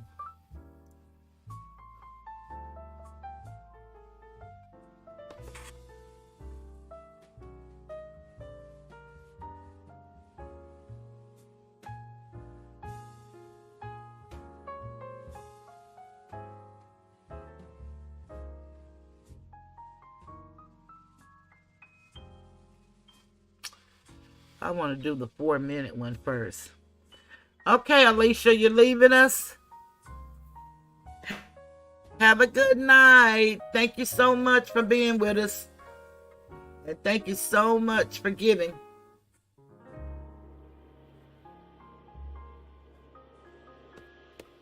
Stepping down.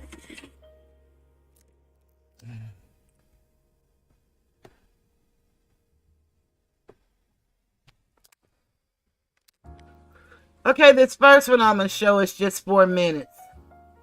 And I just need y'all to see and hear this woman. Again, y'all probably are sick and tired of it. But I think it's something that we need to really hear.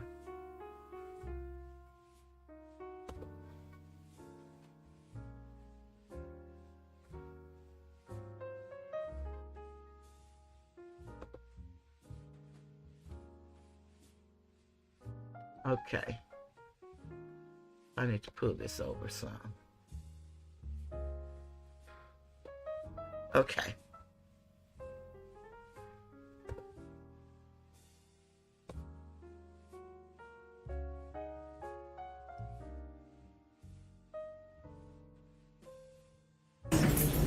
Ms. Willis, how did you know to come into the courtroom right then? There were people, I was pacing in my office. Okay. And I heard someone yell, "His testimony is done." It only made sense to me that I would be your next witness. And I've been very anxious to have this conversation with you today. So I ran to the courtroom. So as soon as you heard that Mr. Wade was done testifying, that's when you just assumed you would be the next witness? It only makes sense. Did you listen to any of the testimony? I've been in my office pacing, ma'am. Did you listen to any of the arguments? I did hear the arguments this morning. It's ridiculous to me that you lied on Monday, and yet here we still are. And I did listen to that argument. All right, so that was it, just the argument, no testimony. Right, I listened to the argument this morning where Adam Abadi, I thought, did an excellent job pointing out how dishonest you were with the court on Monday. And I'm actually surprised that the hearing continued, but since it did, here I am. Great. So let's just talk about what you did in preparation for today. Did you meet with Mr. Wade at all? Once the motion was filed, did you meet with Mr. Wade and talk to him about the motion that I filed to disqualify you? On this first January motion? Yes. I don't know if you could say talked about. I probably had some choice words about some of the things that you said that were dishonest within this motion. So I don't know that it was a conversation. As you know, Mr. Wade is a Southern gentleman. Me, not so much. Okay, but my question was, did you have a conversation with him? I didn't have a substantive conversation. You did not? I read this motion, skimmed it more so, and I've probably said some choice things to him about some of the lies they were told. Okay. And then put it in the media because, we used to be in a day and time where you had 60 Minutes and people did stories and they verified information and you had this great reporting. But it seems today that a lawyer writes a lie and then it's printed for all of the world to see. Well, I just want to make sure that you answer the question I asked, though. So my question was... I'm going to object. It's been asked and answered. Overruled, Mr. Bowden. I told you what happened. I read the motion. I am sure I told him what my opinion of it is. Okay. And past that, we had no substantive conversation. You did not? Okay. Is there something you didn't understand? No, I just wanted to make sure that Okay. you did not have a meeting with him in the conference room to discuss the motion. Next question, No. Ms. Merchant. So in the conference room of my office, within this week, you produced some financial document. That financial document was given to me, something, and I'm not even sure who was given it to him by me or Mr. Abadi gave it to me. And I think he showed me a document in our conference room. But as far as a substantive conversation, I don't believe I've had any conversation with him that is substantive related to this. Okay. I have had conversations with him since you filed the motion, but they wouldn't be substantive to this. He sent me very nice sermons that have been done. And so we've had conversations. Now she's screwing this lady husband, but he sent her some sermons. And she actually said that on the witness stand. I mean, you can't make this stuff up. You really can't. About, did you listen to that sermon? You know, things of that nature. And I would say they were in relationship to this because I think he did it to be kind. Okay. Let's start back in 2019. Yeah. So you and Mr. Wade met in October 2019 at a conference? That is correct. And I think in one of your motions you tried to implicate I slept with him at that conference, which I find to be extremely offensive. I stayed at that conference. Mr. Wade was my teacher. I did not meet him when he taught the class. I was standing outside talking to Lisa Reeves, who is the judge. Me and her were just having a conversation. Mr. Wade walks up and they hug each other. They have some brief conversation. She introduces us. Your Honor, I'm going to object. We kind of thought that when you asked the question, you would answer the question, not a speech, so I object to the speech. I agree. believe I'm able to explain my answers. I believe she's able to explain her answers. And that's, Ms. Merchant, that's okay. I can handle it. Ms. Willis, I'll ask you to listen to the answer, or excuse me, the question, and keep the answers confined to the question as best you can. I think you'll have more than enough ample opportunity on when the state... Well, it's highly offensive when someone lies on you, and it's highly offensive when they try to implicate that you slept with somebody the first day you met with them, and I take exception to it. All right. Well, Ms. Willis, she'll have the opportunity to explain all of that when it's the state's turn to ask more open-ended questions.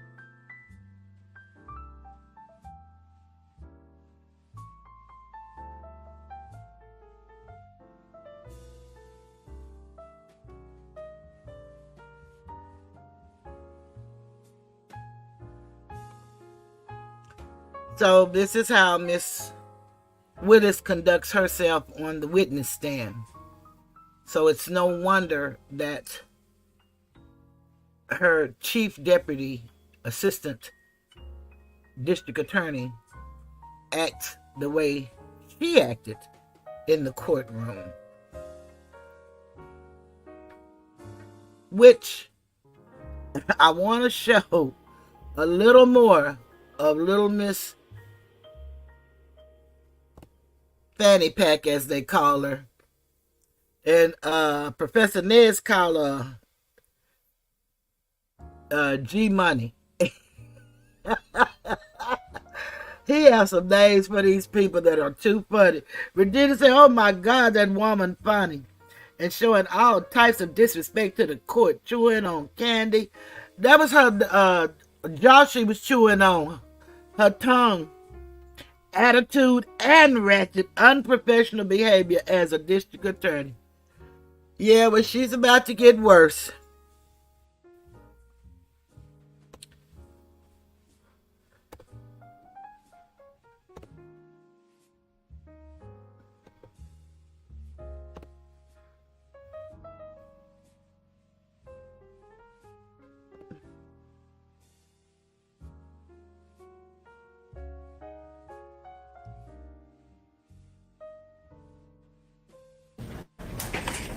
Madam DA, you described these various trips, and Mr. Sadow asked you about going to Washington. Did you and Mr. Wade go to New York? I've gone to New York. I've gone to New York twice since I've been district attorney. I'm trying to think if it's 2 or 3 times. I went to do a domestic violence thing there for sure. And I was honored, and I went to the Apollo there. Those are the only 2 trips that come to mind. I went. He was not with me. You also said that he was a world traveler and had been on many of the continents. I've been to 6. Have you been on any of those continents with him? Besides this one? Where's Belize? What continent is it? I'm not being funny, I don't know. Let's say, with the I've been exception of... to Belize with him. I've been to the Bahamas with him. I've been with Aruba with him. Don't embarrass me. I'm not sure what continents those are on. Whatever continents those are, that's where I've been. I'm sure if I gave it some thought, I would tell you. But whatever continents those are, that I've been to those locations, sir. But not Australia or any other continents? I don't even want to go to Australia. I do know he took a trip in December to Australia. I have no idea, you know. I don't know anything about that trip. When Mr. Wade began working with your office, Yes, he had 2 other gentlemen that worked in his firm with him. Is that correct? yes, Terrence Bradley worked for him, and Chris Campbell worked not for him, they worked with each other.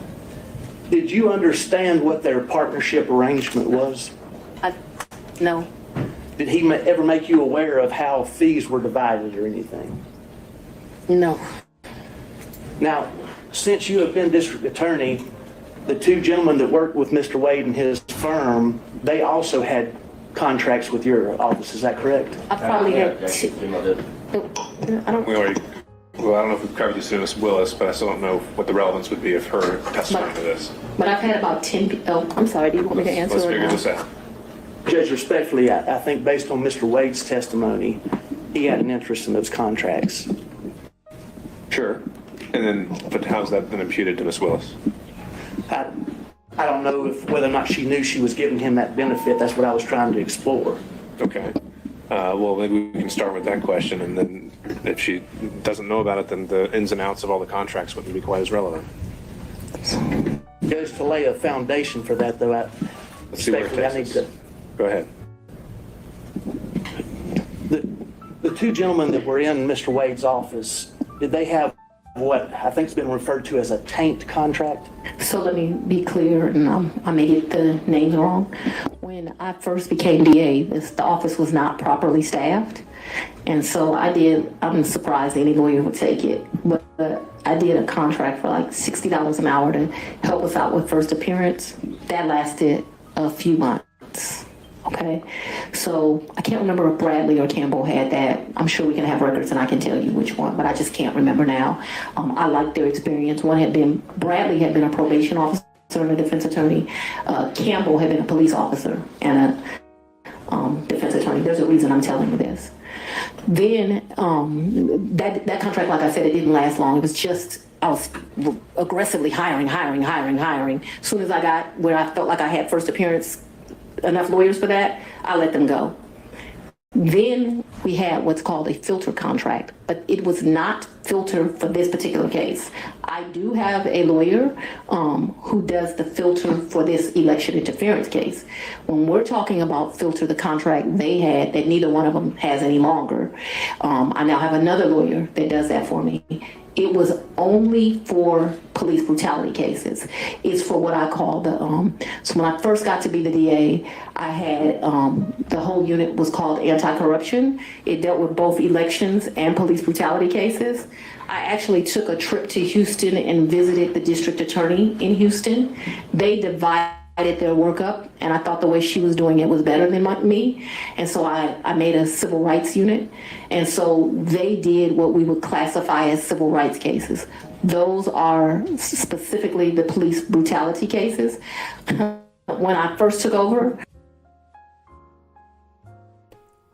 I would venture to say when she took a trip to Houston, she went to Houston with him because, you know, that's where his wife lives, in Houston.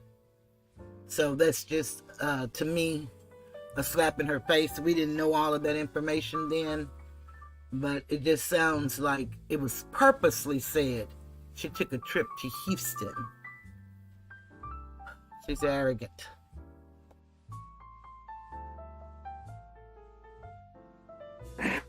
I was told Paul had not filtered 5 cases. That was a joke. It ended up being the 101 cases. They weren't filtered, which is why I hired 2 of them.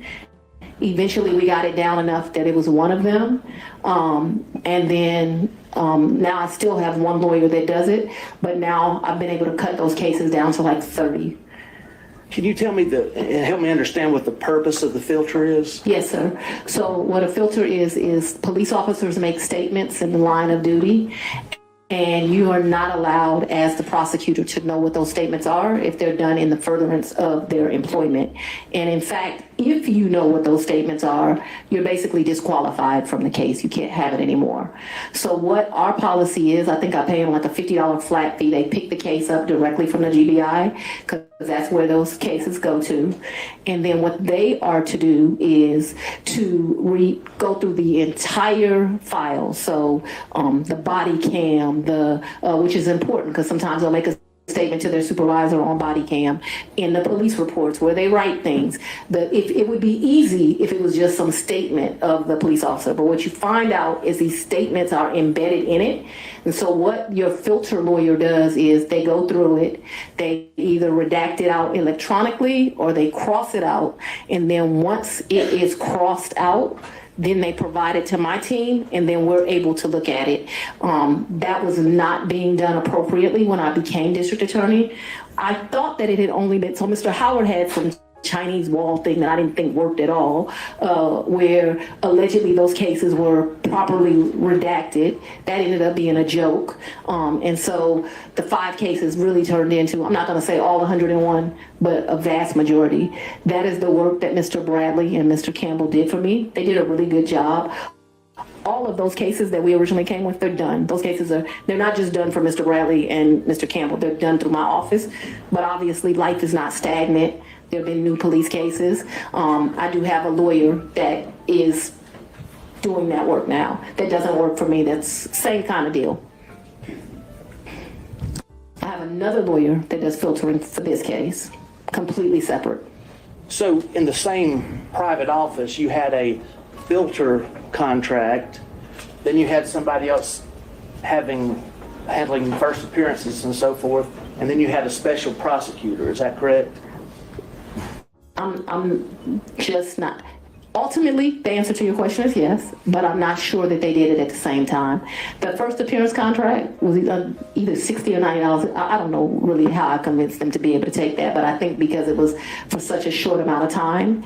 And then I think I pay my filter lawyers, which I still don't know how I get away with, about $150 an hour. And I want you to understand, the AG pays special prosecutors $1,000 an hour. So I'm a tough negotiator. Paul was paying people up to $375 an hour. I won't pay anyone more than $250 is my max. I have a lot of lawyers a lot for what I have that work at $250, and I cap them every month. You can't go past a certain amount of hours. Would you agree that if Mr. Wade and the 2 other gentlemen that were in his firm were splitting fees in equal thirds, would you agree that he would benefit from the tank contract and also from the other first appearance contract? I would agree he would make money. Yeah, so to make money is a benefit. Just a thought, guy. Mr. Durham, if you're still with us on Zoom. No question, Your Honor. Mr. McDougald. I do have a couple, Your Honor, but it's a little awkward from back here. You want me to... Yeah, why don't you go ahead and make your way up.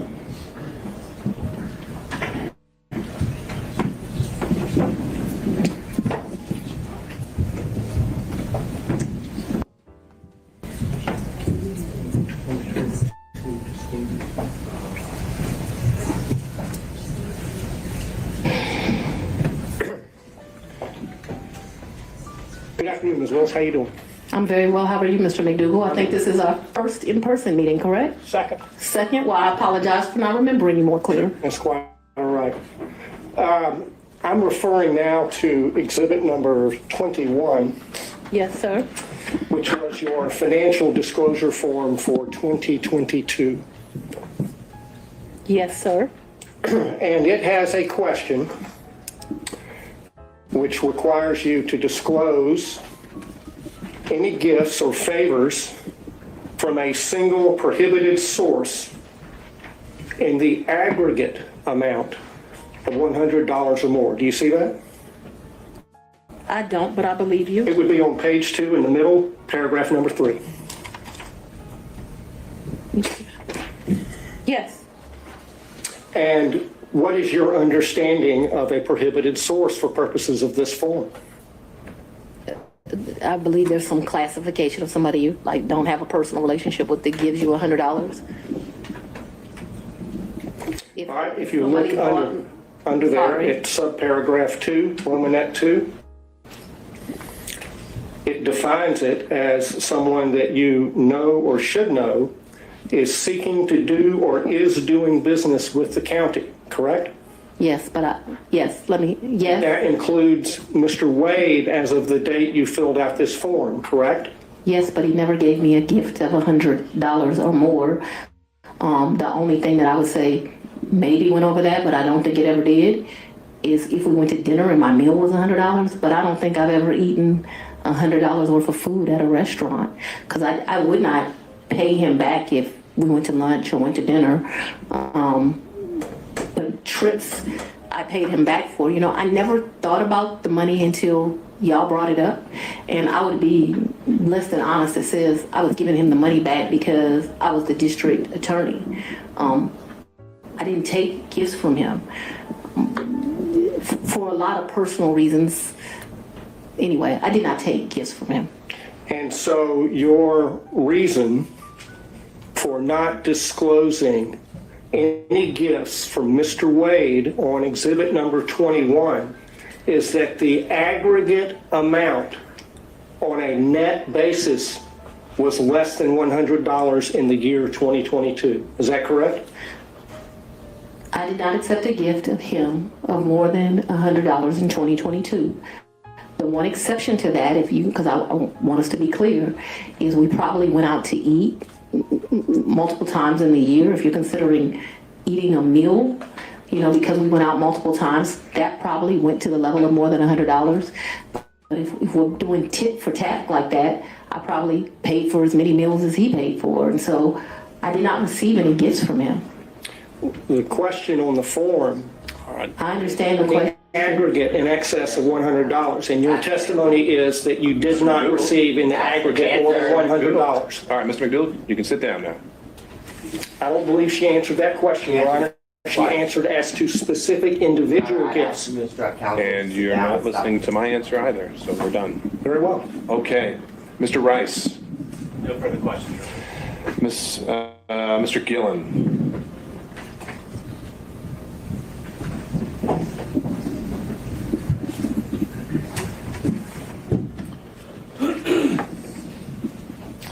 Good afternoon. Good afternoon, sir. A few questions here. I want to. You saw the book here, "Find Me the Votes." That was shown to you, correct?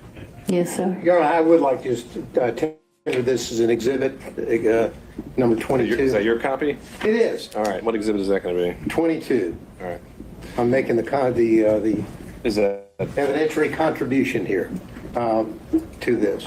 Now, well, you're tendering it. Is it with position of the state? I'm going to object this to the relevance at this point. There's no relevance at this point. Mr. Gillen, are you using this to confront her with prior statements? Yes, Your Honor. Okay. And statements that she made concerning her financial situation and laying the foundation for that, and that she gave these interviews to the authors. And so this would document that, and we ask her, get this in the record, ask her questions about it. Well, we could mark it for impeachment purposes. I'm a little wary of entering an entire 300-page book because I don't know exactly what every single line, if it would pass hearsay or relevance or et cetera, but I don't think it needs to be admitted as an actual evidence for the record for you to do what you need to do with it. So, well, Your Honor, I understand. I just would. It's marked as Exhibit 22, and we'll move from there. Thank you, Your Honor. Now, you were asked a little bit about this book before, correct? I think Mrs. Merchant. Ms. Merchant did. Asked me some questions, yes. And you gave about 6 interviews to the authors of this book in a sit-down? No, sir. You didn't? No. Was it? She answered how many interviews she gave, in her opinion. How many, in your opinion, do you believe you gave, and how long did they last? 2 to 3, maybe 20, 30 minutes. So your testimony is that most, you think that you gave maybe an hour to an hour and a half's interview to the authors of this book? Oh, you mean in total? In total, yeah. Maybe, yeah. Anywhere between, definitely not more than 2-ish hours. Okay. But you also were telling, when they were, the title of the book, of course, is A Hard-Charging Georgia Prosecutor, a Rogue President, and the Plot to Steal American Election. Why is the title of the book relevant, sir? And I had no. And then I'm going to ask her whether or not that was the theme that they gave her when they talked with her. What the thing gave her, what do you mean by that? Well, because they were sat down and they told her why they were there to interview her. And why does that matter? Well, I think it matters because it shows, but they want her to give her version of what her life story is. This is almost a life story of her. So that's why it's relevant. But if the court thinks it's not, then... No, it could be relevant to your issue of the forensic misconduct that has been alleged and maybe some of the motives at play when it comes to forensic misconduct. But I'm not seeing, again, what we're here for today was the relationship and or any financial elements of it. Correct. Well, I think it clearly relevant to the forensic misconduct, also relevant to personal interest in terms of the finances. I didn't make 10 cents off that book. Pardon me? I didn't make 10 cents off that book. Didn't ask whether you made any money. Okay, I just... Didn't ask whether you made any money. Do you have any other statements that she hadn't already been confronted with by Ms. Merchant? Well, other than, I want to focus on, when you were telling them about your financial straits and you were living kind of month to month, that is what your financial status was back in 2018 after your election. Mr. Gallon, we covered that at length. And you're at the end of the line. I'm sorry about that, but we've got to find new ground. Well, let me move on to my point here. So the point is that what you're telling us is that you were in financial straits, but really that your testimony today is you had a cash hoard of maybe up to $10,000 in cash where you laid your head at night so that you would dip out and there would be no record of it, correct? That's not what I'm telling you, sir. That's not at all what I'm telling you.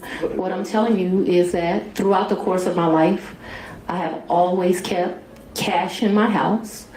That cash has ranged from times, my father would probably be ashamed of this because he would say it should be more.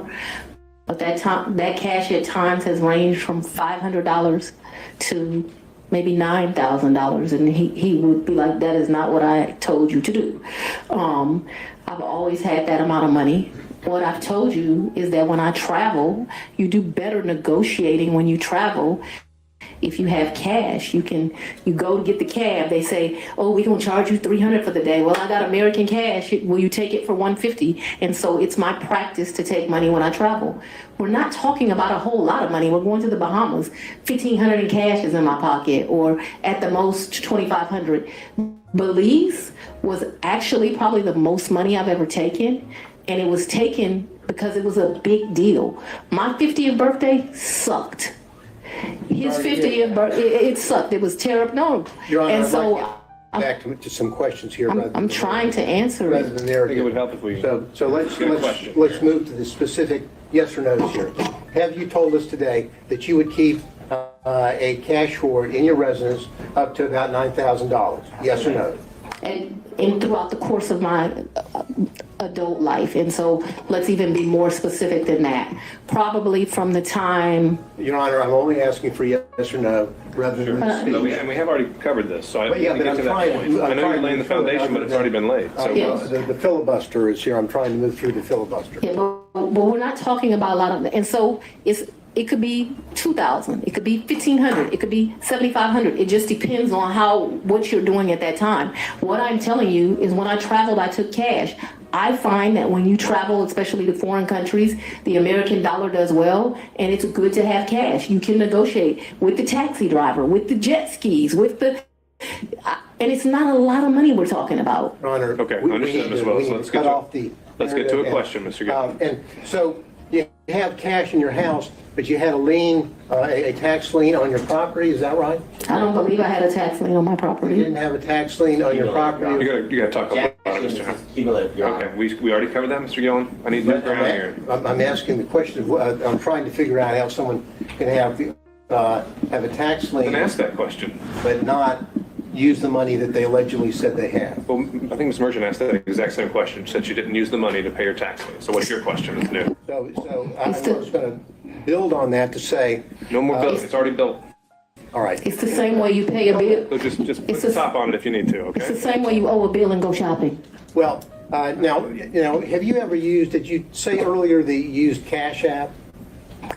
When I would pay Robin Bryant, I used Cash App. Well, what is Cash App for the record? I don't need to know that for the record. Let's keep going. Well, so if you're paying Robin with Cash App, why aren't you paying, allegedly paying Mr. There's no alleged here.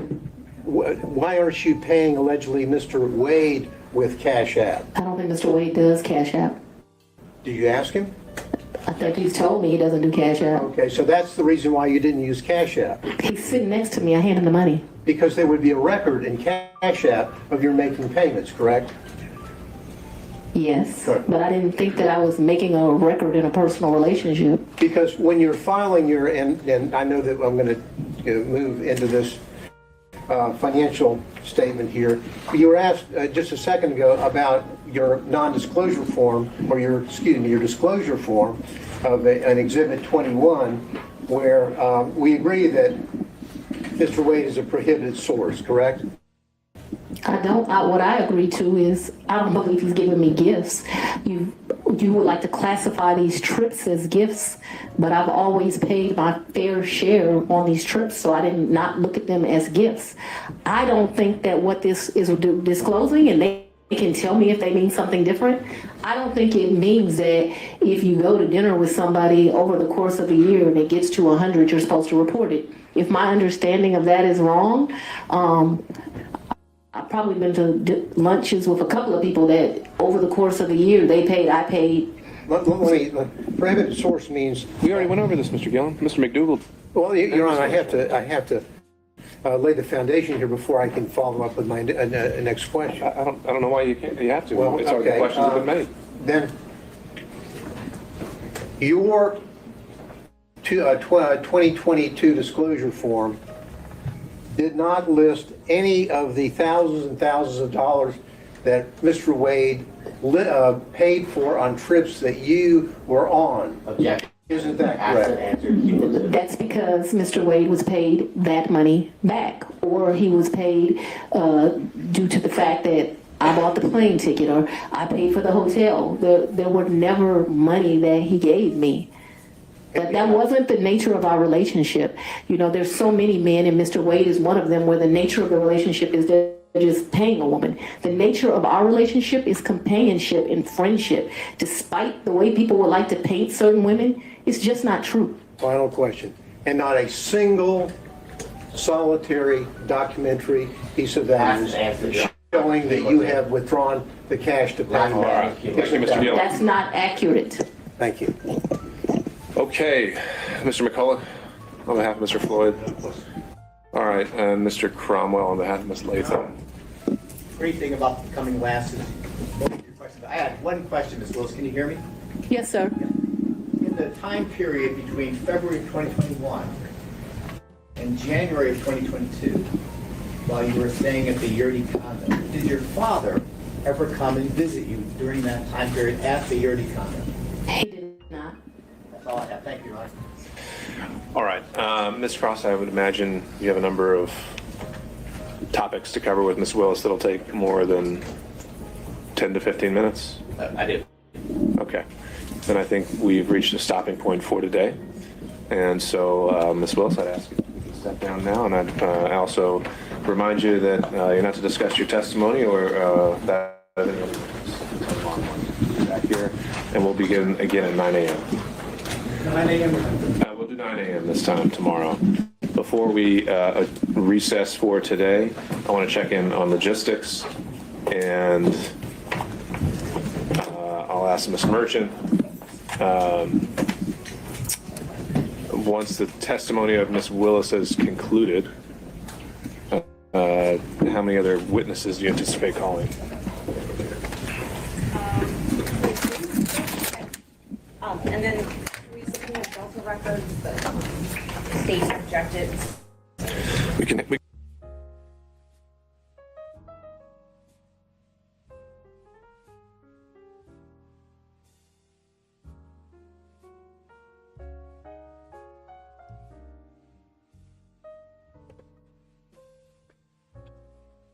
Okay, so we see how she does it. And let me thank you, Angie.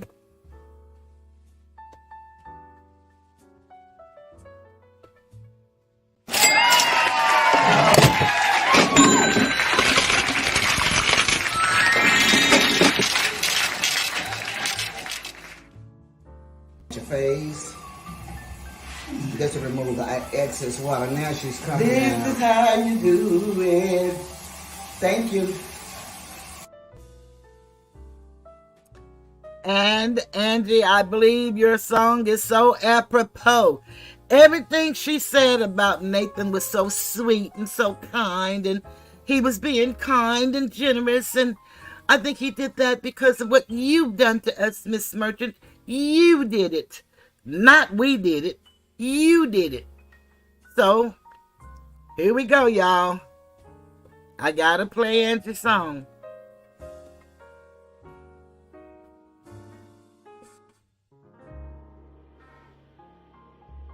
Sisters, have you ever found yourself in a tumultuous relationship when your broken heart is telling you to stay, but your mind is telling you to leave? If so, this song is dedicated to you. And I am telling you, I'm not going. You're the best man I'll ever know. There's no way I could ever go. No, no, no, no way. No, no, no, no way I'm living without you. I'm not living without you. I don't want to be free. I'm staying, and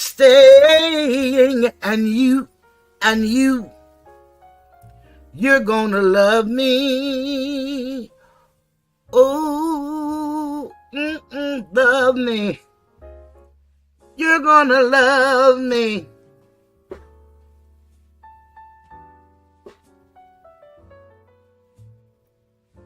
And I am telling you, I'm not going, even though the rough times are showing. There's just no way, there's no way. We're part of the same place. We're part of the same time. We both share the same blood. We both have the same mind. And time we've had so much to share. No, no, no, no, no, no. I'm not waking up tomorrow morning and finding that there's nobody there. Darling, there's no way.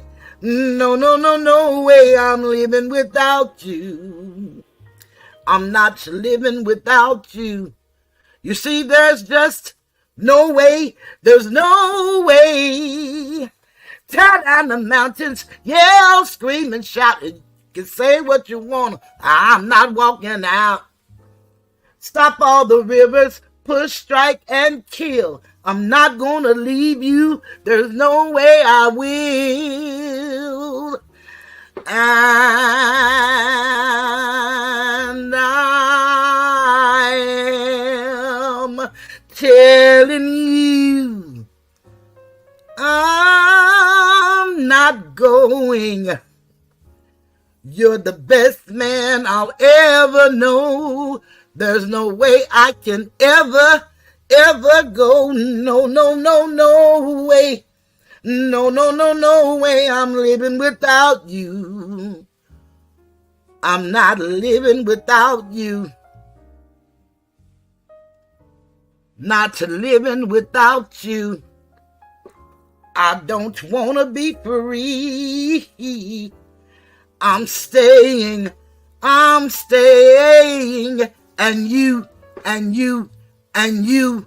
you're gonna love me.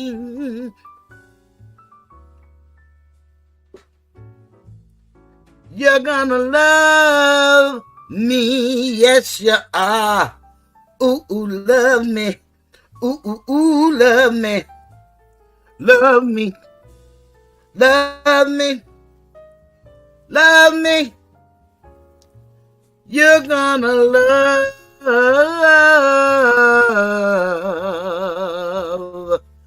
me.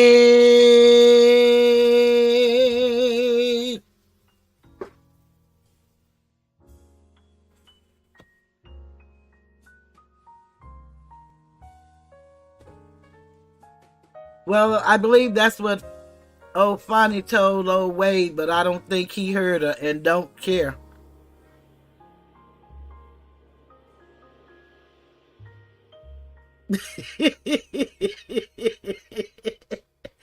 I'm sorry, Regina. Yeah, she said wait, Nathan gave her nothing. Everything was a gift. Yep.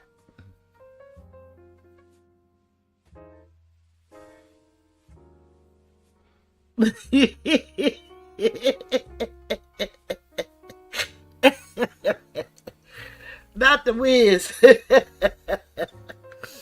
Okay. Ja. Oh, hey, Bahira.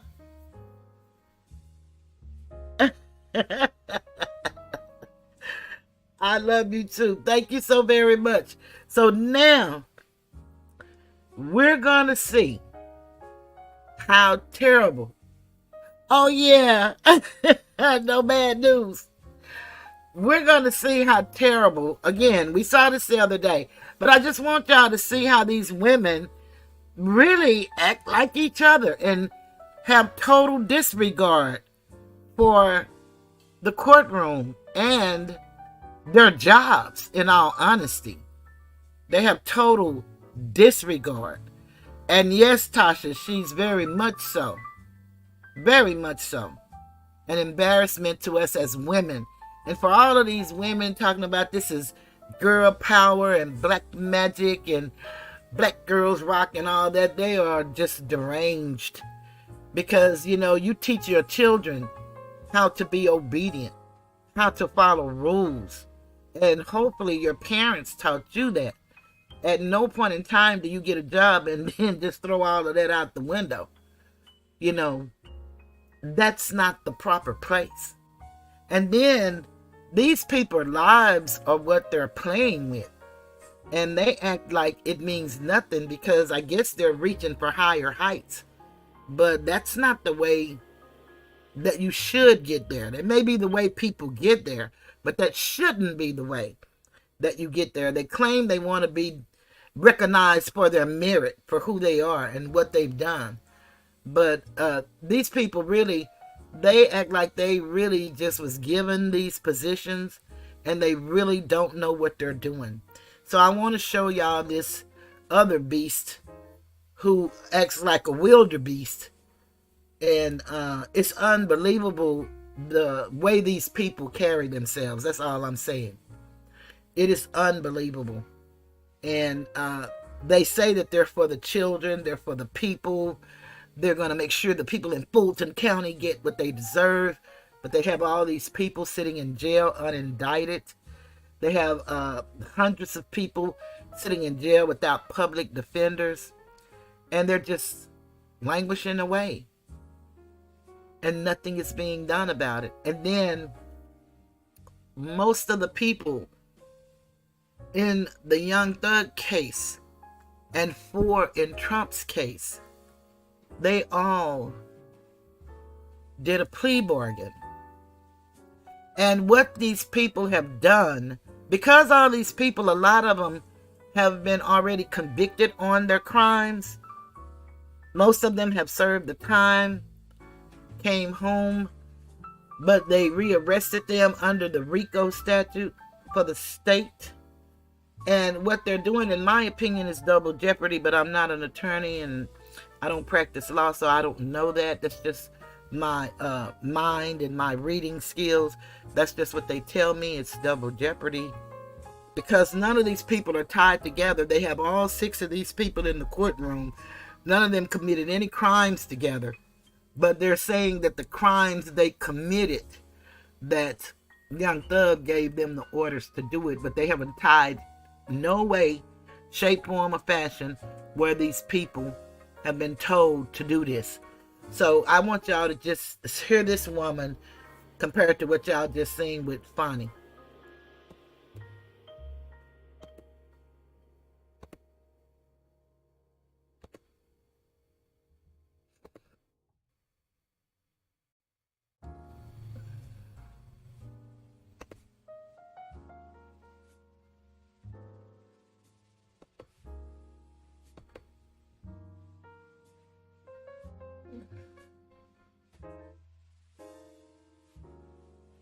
Okay, Mr. Shard, have you and the state worked on some issue, worked on Mr. White's redaction? Mr. Shard? Yes, Your Honor. I'm trying to turn on the microphone. There you go. I have spoken to the state about this issue, Your Honor. I identified 2 different, and we're not in agreement. I've identified 2 different portions of the tape. Overall, it's about 1.5 minutes that's in dispute. Probably, I believe that there's a hearsay statement at 6:48 of the phone interview. In the car interview, there's just basically what I feel is an argument of future dangerousness that's completely irrelevant, made by investigator Dennis. These, again, Your Honor, these are on tape statements made by D'Angelo White. Typically in trials, in my experience, prior statements are not just played to the jury. So, but I've noticed throughout this trial that the state, that is the way, their preferred method of impeaching their own witnesses. So if we're going to proceed on that method, which I don't necessarily agree with, I just think we need to clean up those 2 small areas. One area that has hearsay and one that has inappropriate argument of future dangerous. How long have you had this particular recording, Mr. Sharp? I've had it for over a year. Why the motion at this point in time then? Your Honor, I'm not articulating this correctly, I don't think. In trial, we have. Well, I'm asking. I'm explaining. Your I'm Honor. asking you because here's the court's concern. You could have filed this as a motion months ago. I wouldn't think that we were going to just. No, that's not the point. If you think something's going to come up. I didn't think it would come up. Well, you filed it now, so you obviously. Because you've identified a course. I've been sitting in trial. Mr. Sharp.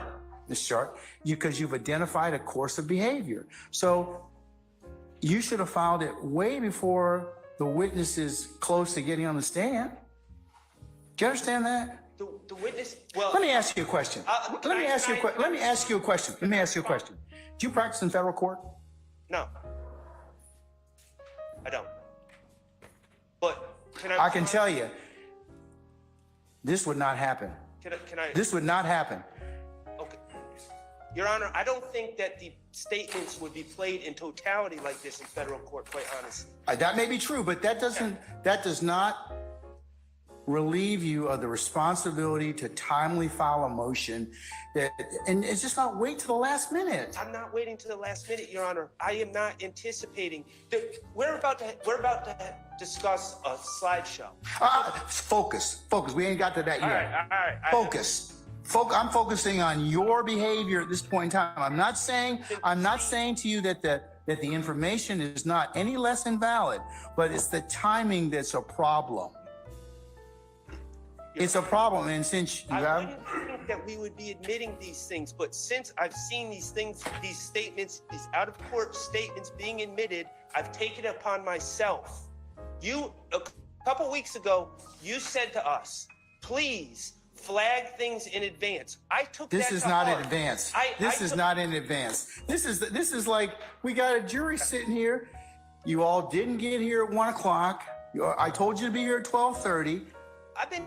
I know you were. I know that you were here early, and I know why you were here early. Okay. So, but focus. The focus is on why didn't we file this stuff months ago, and let's wind it out and air it out at that point in time. Okay. So I'm going to ask the state their issue on this. Are you cutting this out? Did you have discussions with Mr.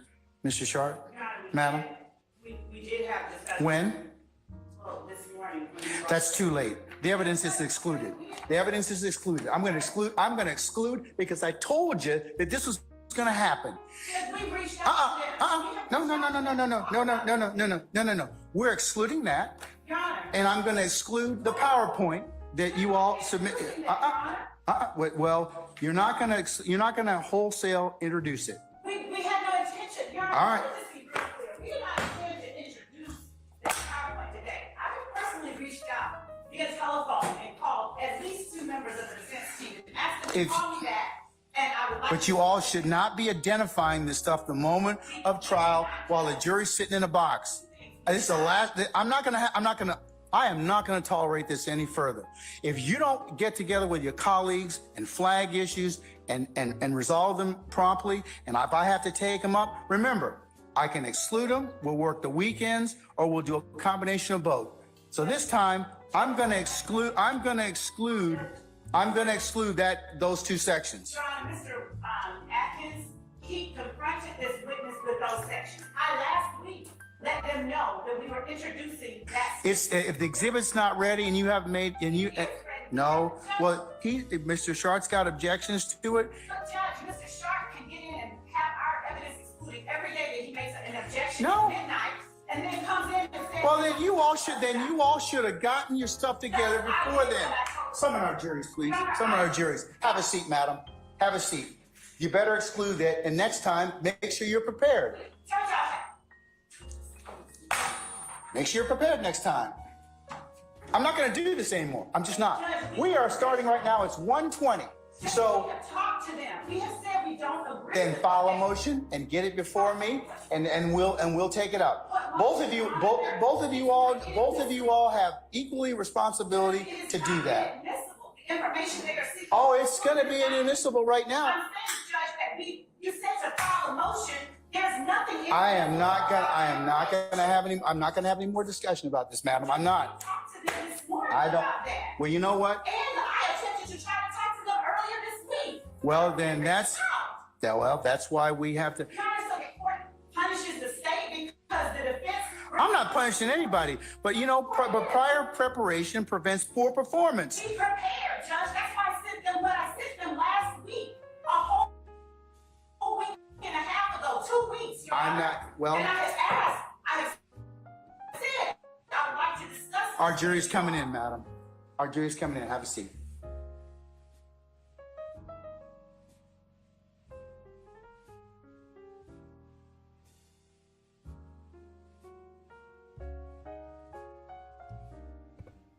Name me any other courtroom prosecutor could talk to the judge the way that lady did. She's just like her boss. But I think they're taking advantage of this man, and he needs to really assess himself as a judge and realize that, he made a mistake before. It was overturned. That happens all the time to cases, and move forward. He's being very disingenuous in this case, I believe, because he shows a strong bias. And he really, really, really talks real mean to the European attorneys in this case. I mean, to me, he goes overboard. I don't know what the people were in the case that he lost. I don't know what the situation was, but this man has a strong bias. And he's very rarely kind to them. Maybe when he's speaking in the morning, because he speaks to them all. But they waste a lot of time. They take a lot of breaks. And this is at the expense of the taxpayers. And I really wish the people in Atlanta was really paying attention. And they may only pay attention based on if they like Young Thug or if they don't like him.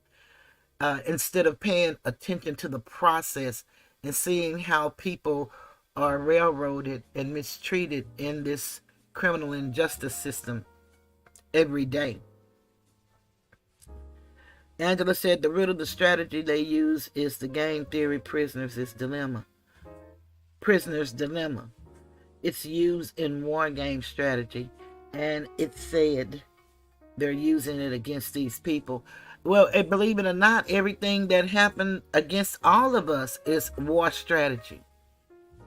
Remember the colonizers that they claim that we're no longer under their care?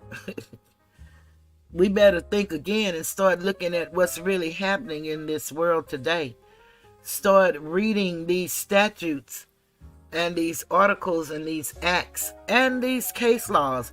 And today, all you got to do is ask Google a question. And you can find yourself, immersed in this stuff. And I swear you don't have to be an attorney to get excited about it, or when you see wrongdoing. It's really something. When you see it, you will know it. It's one of the times they were in that courtroom, and that's one of the things that the attorney said to the judge, is that you can't really describe it, but when you see it, you'll know it.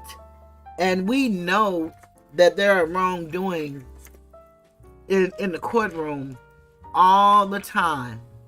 There are wrongdoings. There is a little case that I saw this weekend of a little 18-year-old European girl.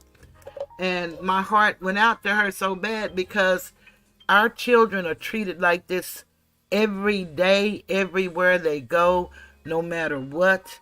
But this officer was really rude to this little girl, and you could tell she was just scared to death. And he lied, as they do. And the saddest part about it is they know that they are lying, and it is accepted. But yet you have to get up, and if y'all noticed, they're not swearing on the Bible anymore. They're raising their right hand, but they're not swearing on the Bible. I've noticed that in several courtrooms now. So it's amazing. They used to swear on the Bible and lie. Now they just swear and lie. And it's really unbelievable to see this stuff really happening. But it has always been happening to everybody. They only put the sensationalism and show us the wrongdoing to keep us in fear. And everybody say they believe in something greater than themselves. Most people say they believe in God and Jesus, but they really fear these people, because nobody stands for right. Everybody talk right, but no actions are done. It is no way that these trials should be ran like this.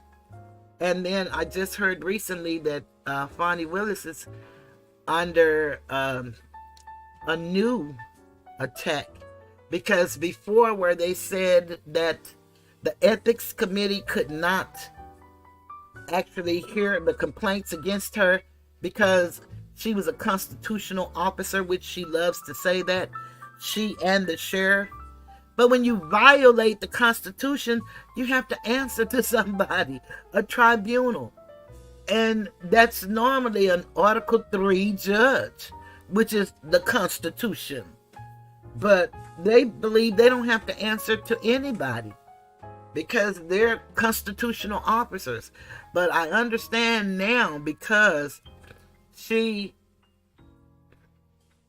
is an officer that was voted, but the policies and procedures of her office goes to the county, and they have a rule that you cannot date anyone that is under you. And they want to try to make Nathan Wade be her equal, but he can't be because she signed off on his contract.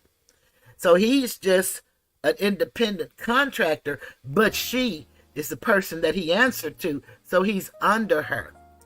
So now the tables are turning, and when they get in their federal RICO charge, because they're going to get a RICO charge, in my opinion, I don't see how they can miss it.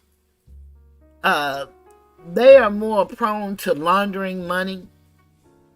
Those vehicles that's missing, that we don't know where they are, that they gave her $1.2 million to purchase, and then another $606,000. It's amazing the money that has gone through that office, not to mention the money that they spent, and they haven't given an account for all the money, but the money that they spent when the lady was trying to tell them, no, this money was, she was the director of the grant, she helped write the grant was for the children. Remember, this woman said she was going to target gangs, but it was supposed to be gang prevention, and she was supposed to put in work toward preventing that. Exactly, Angela, the questionable campaign funds. I just know that it's a lot of people interested in this. I don't get a lot of views, but I can tell you that everybody I see covering this story get hundreds, thousands of views. And I'm happy that they do. Oftentimes they don't give the information that I give, and that's okay too. But I thank everybody that trickled down to my channel and come and hear what I have to give, because I want people to be more educated, not just entertained. Because some people call this entertainment. This is not entertainment to me. This is these people's lives. So I do this for commentary and criticism and critiquing and education and scholarship, and hopefully give somebody the courage to do something they've never done. You know, I'm telling you, it's real simple. You can just ask your phone a question. And you know, they know everything we do and say anyway, so it ain't like, you know, you're doing something wrong or in secret. Nothing is secret, and it has not been for a while. You just live the life that you can live the best way that you can. That's what I would suggest to anybody. Because any day, it could be you. It could be me. But we just have to live in integrity and know that good things comes to those that wait and that put in the work. But bad comes also.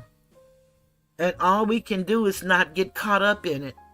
When it comes, if we would educate ourselves, we may know how to handle ourselves. It's unbelievable how we don't even know how to be quiet. Never have you seen anybody in a courtroom rambling on and on and on and on the way these people talk. That just, it doesn't happen. Number one, they won't allow you to do it. And number two, who would want to do it? When you start rambling like that, it just kind of sounds like you lying and sound like you making stuff up. It's unbelievable. But those are the videos that I had tonight to show, to go along with the story of the judge and why it's possible that he's allowing this type of behavior. Now, I wanted to play some of that police detective, but I think I'll just wait till Wednesday. But that lady there, she was awesomely ridiculous. I'm talking about, you talking about ridiculous. This is awesome. How can you be awesomely ridiculous? Oxymoron. She was awesomely ridiculous. I mean, it was horrible. This lady, when she first started testifying, said that she used to answer the phones, and they saw she wasn't doing her job, so they promoted her. I'm like, man, some job. They see you not doing your job. They know you don't want to answer the phone, so they just promoted you to it. And then you got promoted again. And then you got promoted to the gang unit. And you didn't know nothing about gangs, but you grew up with the gangs around you in Chicago, but you didn't know nothing about the gangs in Atlanta. And now all of a sudden you're the gang expert. And they did what they called a Darbert hearing in the courtroom. And that's where the judge is supposed to listen to information about the witness that they're supposed to be presenting as an expert witness. And she's supposed to now be an expert witness. It is so much wrongdoing in this case. And for these people to waste these people money, y'all go to the polls and vote May 21st. I really wish that I could sound the alarm. I'm doing my part by making videos. Hopefully some of the people that watch are from Atlanta. I'm talking about the ones that watch the playback. And I know that a lot of people don't even watch 10 or 15 minutes of the video. But I hope that they would watch enough to see. Maybe I might need to hear some of this. I don't know.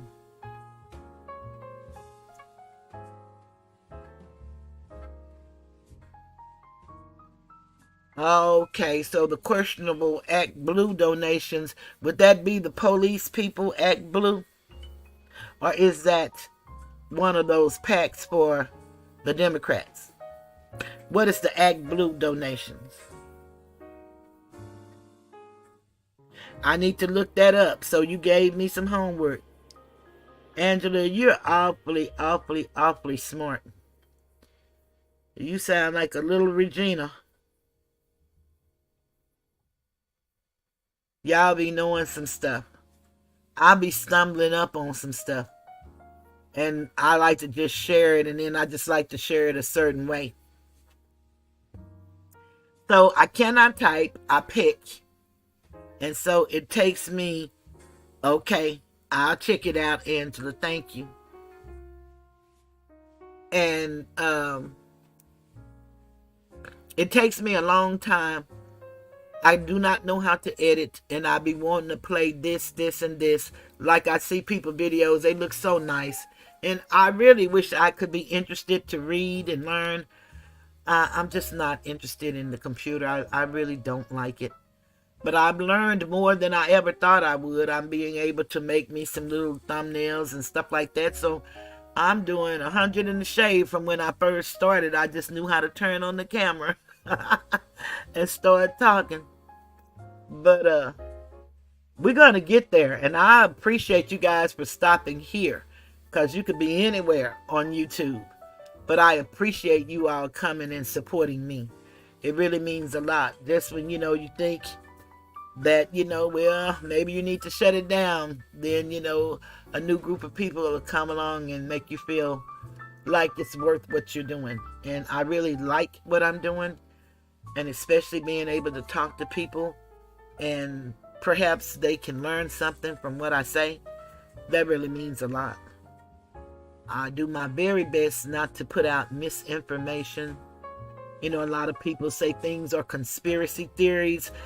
They don't understand that the CIA gave us conspiracy theory. A lot of things are conspiracies. Some may be in theory, most are in action.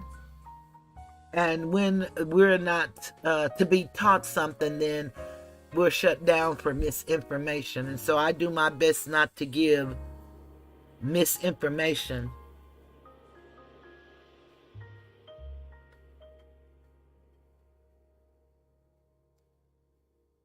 Okay, yeah, I'm gonna take me a picture of that right now, and that's where I'll start.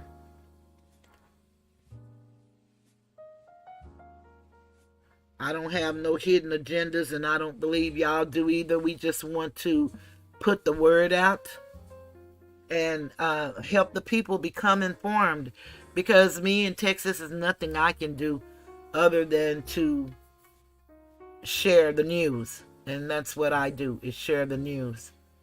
And I'll put in the work.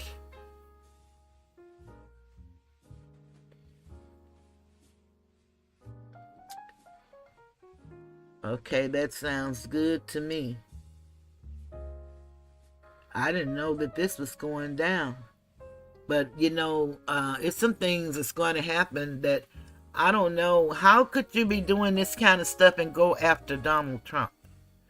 I could see you be doing something like this and going after a rapper, because most people are not really into the rapper, so they don't really care. But how could you do this with a man who's been in business for longer than you've been alive? I just don't get it.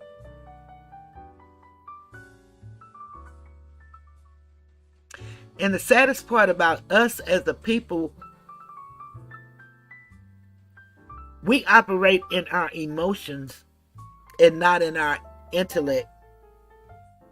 And so we miss a whole lot of things because we think we know things based on our feelings. But a lot of things don't have anything to do with your feelings.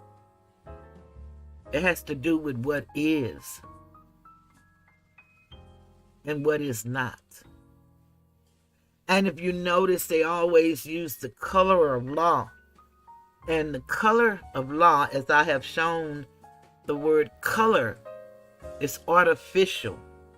So if you have the color of law, that means you're not getting the jurisprudence.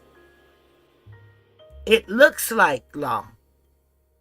It probably should be law. But there is no substance. There is no substance.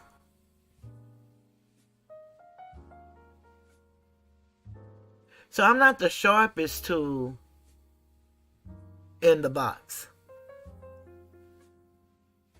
But I'm pretty sharp. I'm learning a lot. And I think my biggest thing is feel the fear and do it anyway. I think that's my biggest attribute, is to feel the fear and do it anyway. Win, lose, or draw. If you never try, you could never win. And there's nothing wrong with losing. Learn and do it over. And don't make the same mistake twice if you can help it. Doesn't matter how many times you fall down, get knocked down. What matters is how many times you get up. And no matter how long it takes you to get up, take your time. Just get up. Iron sharpens iron. And that is the truth of the matter. If you have to get you a rock, get you a stick, get you a pad, whatever you need to get up, get up. You don't have to bounce back up like you did when you were 20. No, you don't have to do that. You just got to get back up. Let nobody tell you that you're not, because you are. You are who you say you are. And if you're not who you say you are today, you're becoming that, because you're working on it daily. And that's so very true, Angela. We learn together and from each other. It is very important. No question is a stupid question or ignorant question, even though we may feel stupid and ignorant when we ask them. And somebody might say, but back, can you answer? That's what you're interested in. Can you answer? And if you can't answer, can you send me where I can possibly find it? Because we don't have to know it all. And we don't have to put nothing that we choose not to memory. And what I had to learn the hard way is everybody don't want it. And everybody don't want help. And everybody have the right to not be helped. Anybody who does not want it, they have that right. And what you have to do is leave them alone. A lot of times we feel that we're abandoning people when we're not there, because we see their suffering We want to be there when they do better. But sometimes that's not the role that we were put in their lives to play. Sometimes we serve our purpose by moving on, letting go.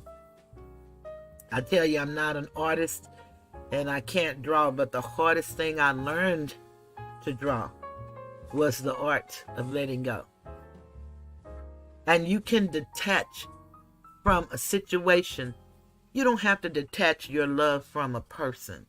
You can still love that person, but you have to detach from the situation, because everybody don't want what you have to give. Everybody don't want to know the truth. Everybody don't want to be free. Some people are really happy just where they are. And they'll drag you where they are, wherever that is. So you have to let go. That was a very hard thing for me to do, but it works and it helps. Oh, good, you made it back before I left. I was getting ready to get out of here because I showed the videos. I showed Miss Love doing her hollering at the judge. And so we've kind of wrapped up everything as to what I wanted to show tonight, and show how even Donald Trump decided, hey, I better give me one of these Georgia boys. And he got Steve Sadow, who worked on Ghana's case before Miss Merchant in Ghana did the plea. And the Alfred plea, from what I understand, is a plea where you're saying you're not admitting guilt of anything, but you're saying that the probability, if you went to trial, you could be found guilty.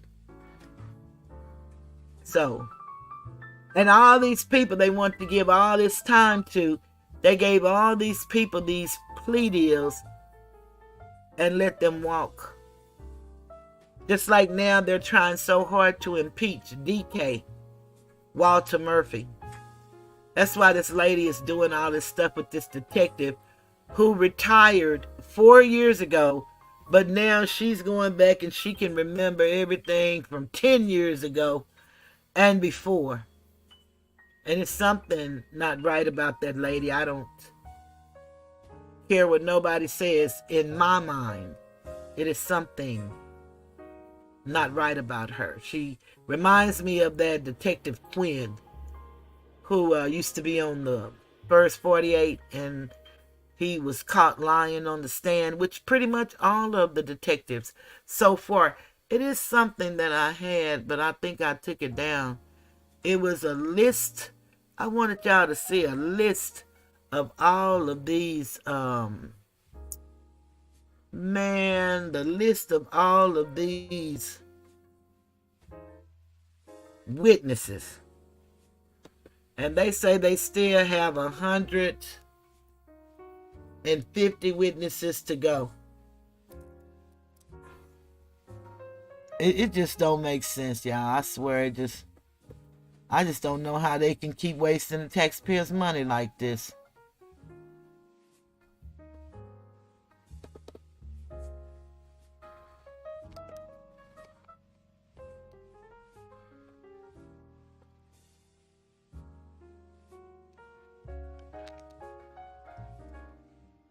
A lot of these guys on this list have taken plea deals.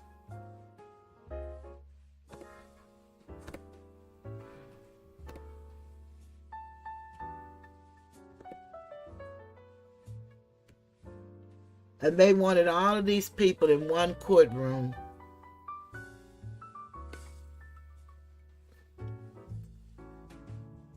The state of Georgia against all of these people. And the majority of these people did not commit their crimes together. Some of them did, but most of them didn't.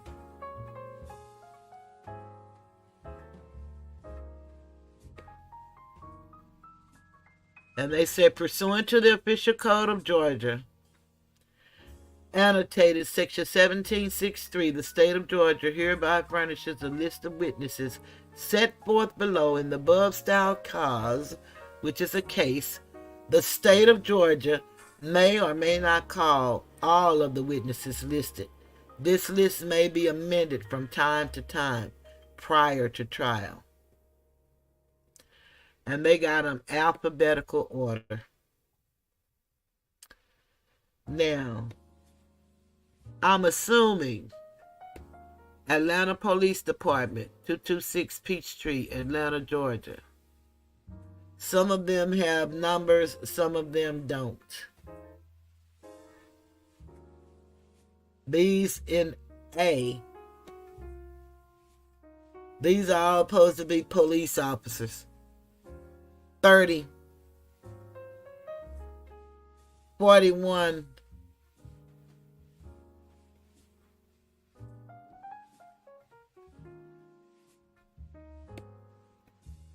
look at all these. They're calling the whole police department. 87.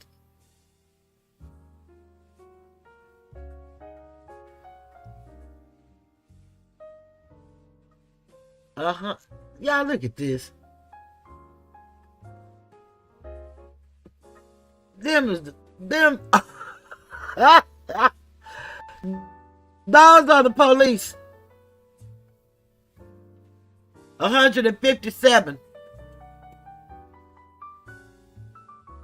Then from the Fulton County DA office, they calling 13.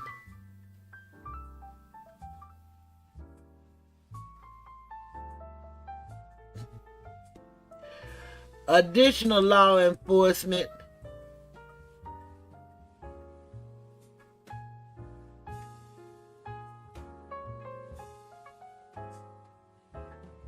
they calling 62 more. Georgia Bureau of Investigations, they're calling 11. Fulton County Medical Examiner, 4. Lay witnesses, let's start.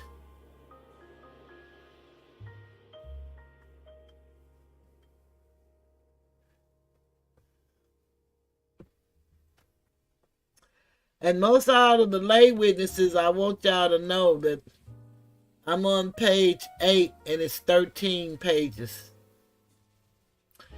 So all of these people that they actually calling, they're calling actually so that they can impeach them, because every witness so far that they've called, they've impeached the witnesses.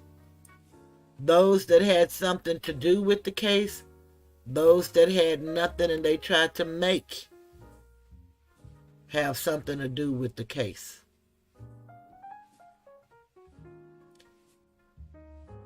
This is unbelievable.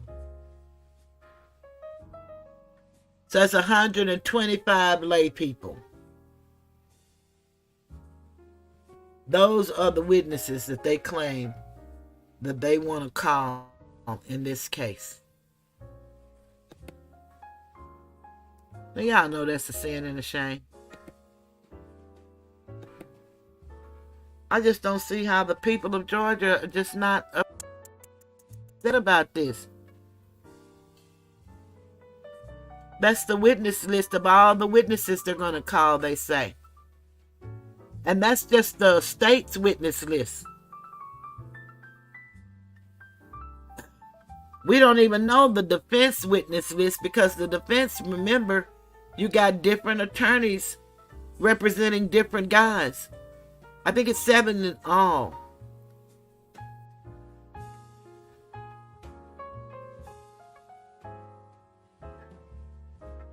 Yeah, it is sad that they let her put on this circus.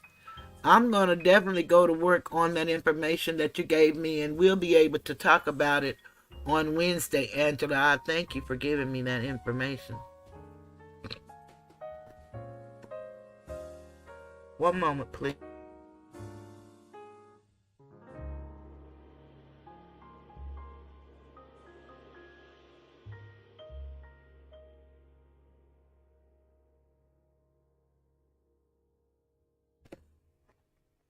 Yeah, Regina, that's the witness list. Yes, this is pertaining to the Young Thug case. They got over 200 police.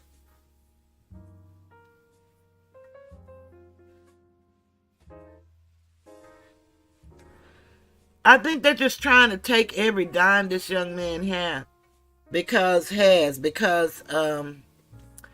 in the RICO, you can confiscate all of their stuff even if they're not convicted. And I think they're just trying to break him to the lowest common denominator, which would be 0. And I think that they're getting away with it and taking the boy's money, and I guess they probably dividing it amongst each other. I don't know what they doing. I just have never seen nothing like this in my life. And then they want to give him bond, talking about he's so dangerous, and he's telling everybody what to do. Well, I think John Gotti told people what to do when he was locked up. Most dons do when they're done. But these people were just friends and was committing crimes because they were criminals. And most of them had drug problems. I know you're right, Regina. We really would like to know what's really going on, because there's something really going on. But I think they're changing the dynamic of the music, and that's why everybody's getting busted and all like that. And so they had them singing all of this death and sex, money, and drugs. And now they want to change it. All the rappers are going to be European, and all of the R&B singers are going to be too. So they want to change it. And all of the guys that they had singing all of this gang mess, now they finna lock them all up in the private prisons that a lot of the athletes are funding. They're invested in them. So it's really a sad state of the union. And we might not be able to get everybody to participate, but people have got to start waking up and realizing it's something seriously wrong. Seriously wrong. And Bahira said the judge also complicating things with insisting on using military alphabet, adding this unjust. Yes, I don't even know why he keep on doing that. Like that's something that's just got to be done in the courtroom. He really gets mad as steel.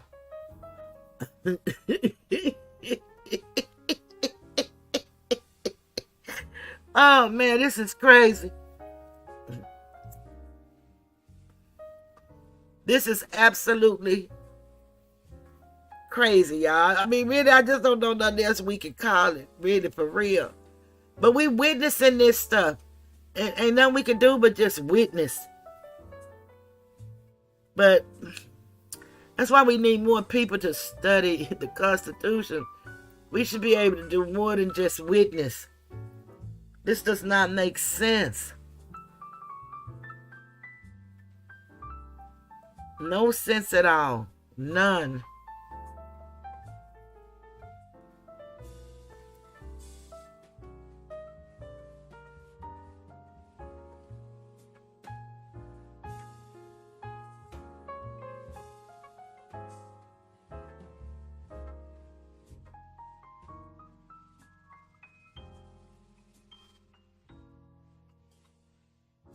I mean, it just doesn't make sense, y'all.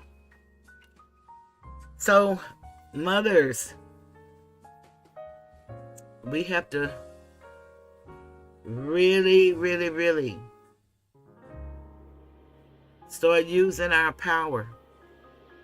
Calling on everything we know that is holy, that is good, that is right, on behalf of our people, our children, our our nation,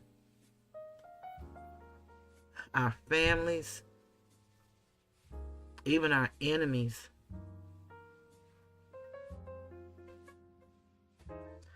And hope like hell that if we, as a collective, pray for people, we're not considered RICO.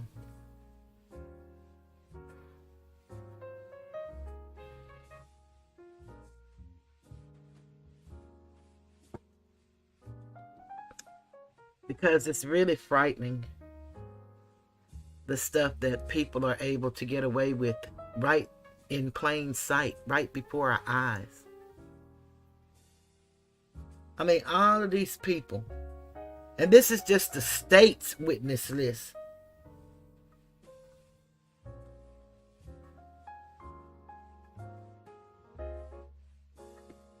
All of these people need to be brought up on charges.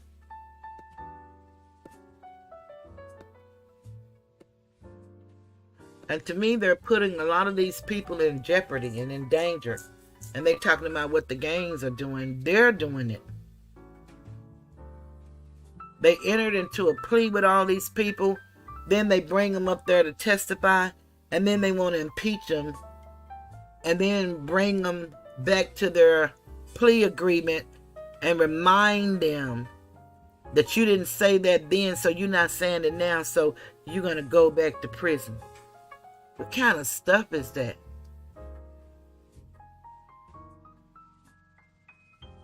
Yeah, it is. But see, at some point in time, the design has got to be redesigned.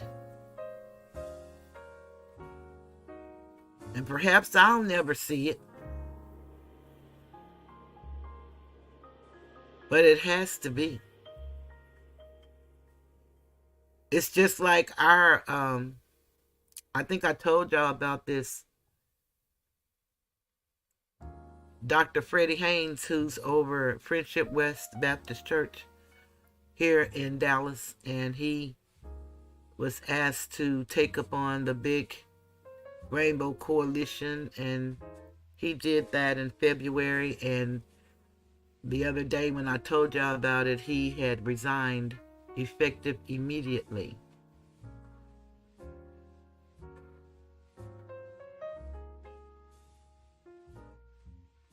And I don't know what happened in that situation, but one of the things that is rumored is that they just wanted him for the face, but they think that the Jackson family is going to run it and tell him how to run it.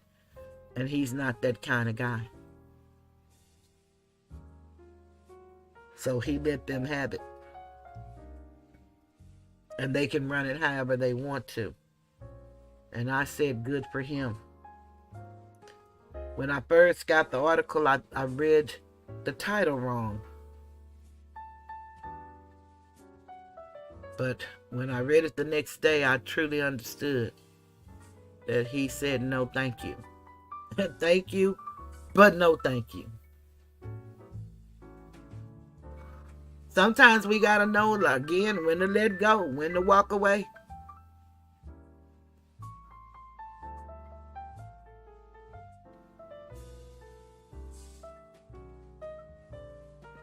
Yep.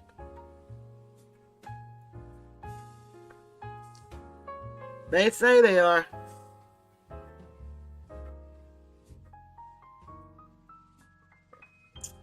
Well, I want all of those that's putting in the work. I'm doing my best to make it happen. Whatever it is, it's got to be better than this for all mankind. Not just for some.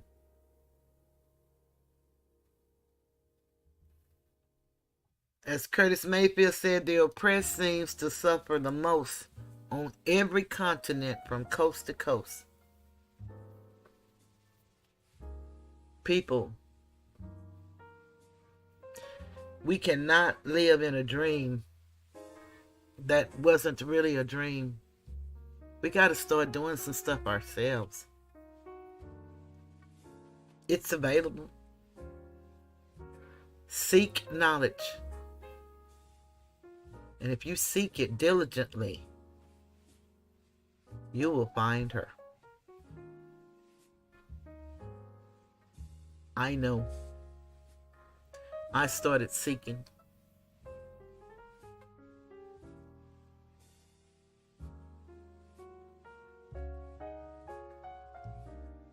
It's there for all of us, for whosoever will. Let's say it like that. Because all of us don't want it. But whosoever will,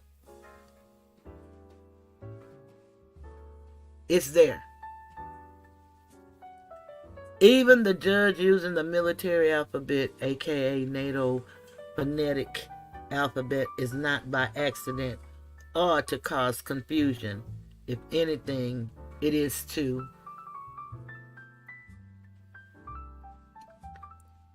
confirm the process.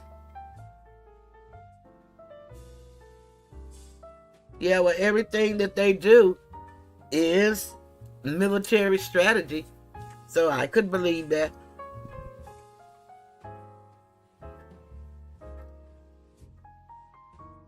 Even Congress. They just dropped the name. Military.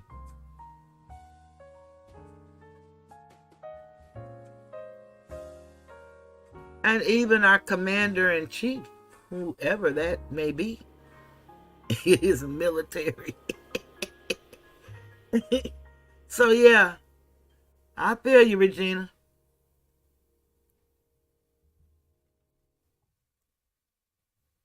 With that being said, y'all, we've been together now for 3 hours and 24 minutes. I greatly appreciate you guys yet again. And we'll look forward to Wednesday. And hopefully I'll have done enough research that we can talk about. Regina, I don't know if you were in the chat when Angela shared this Fannie Willis. She's linked to a massive election fraud and money laundering RICO enterprise by Chris Gleason, August 31st. It's explosive revelation. So I'm going to start there with the Georgia record. And we'll be able to talk about it. And on that note, we're going to get ready to say good night. And again, we're into 4 minutes. Although my mom passed at 7 a.m. on the 22nd.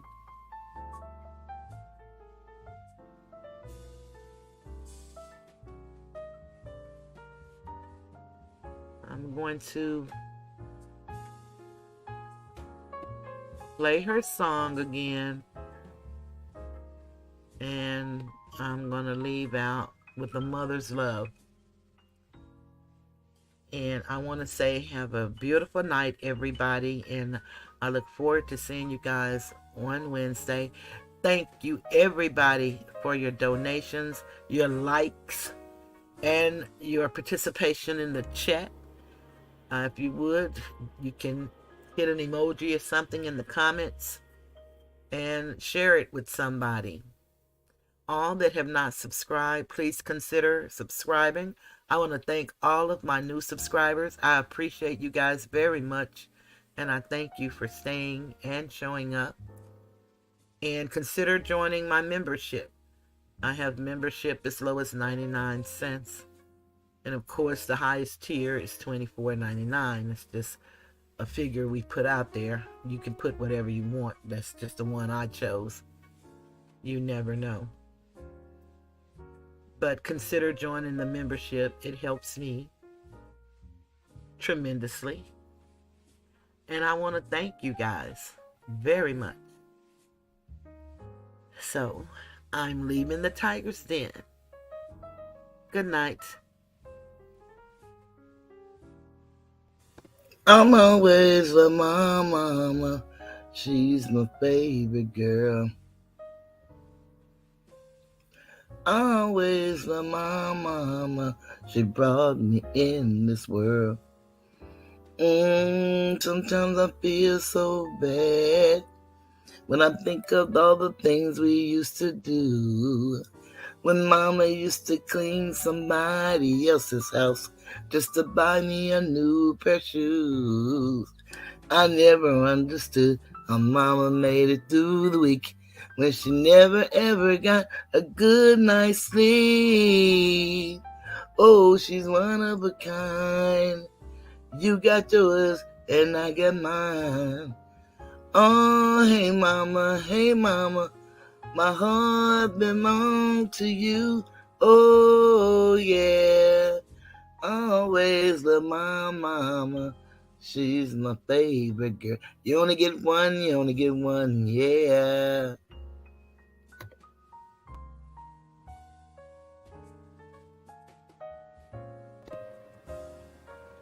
In a mother's love, you will find everything.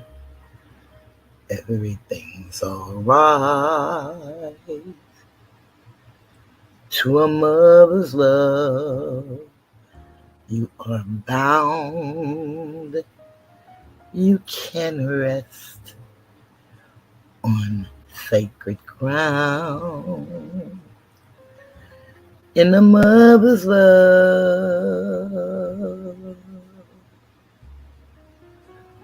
you are free to dream because she sees what you can be.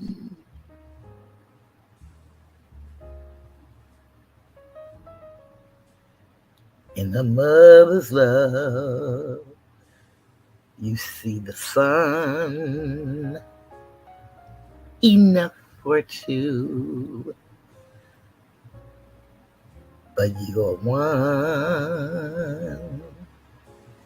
In a mother's love, you can feel when something hurts. You can heal. Yes, a mother's love is real. You grow because she knows to let you go. Yeah, mama.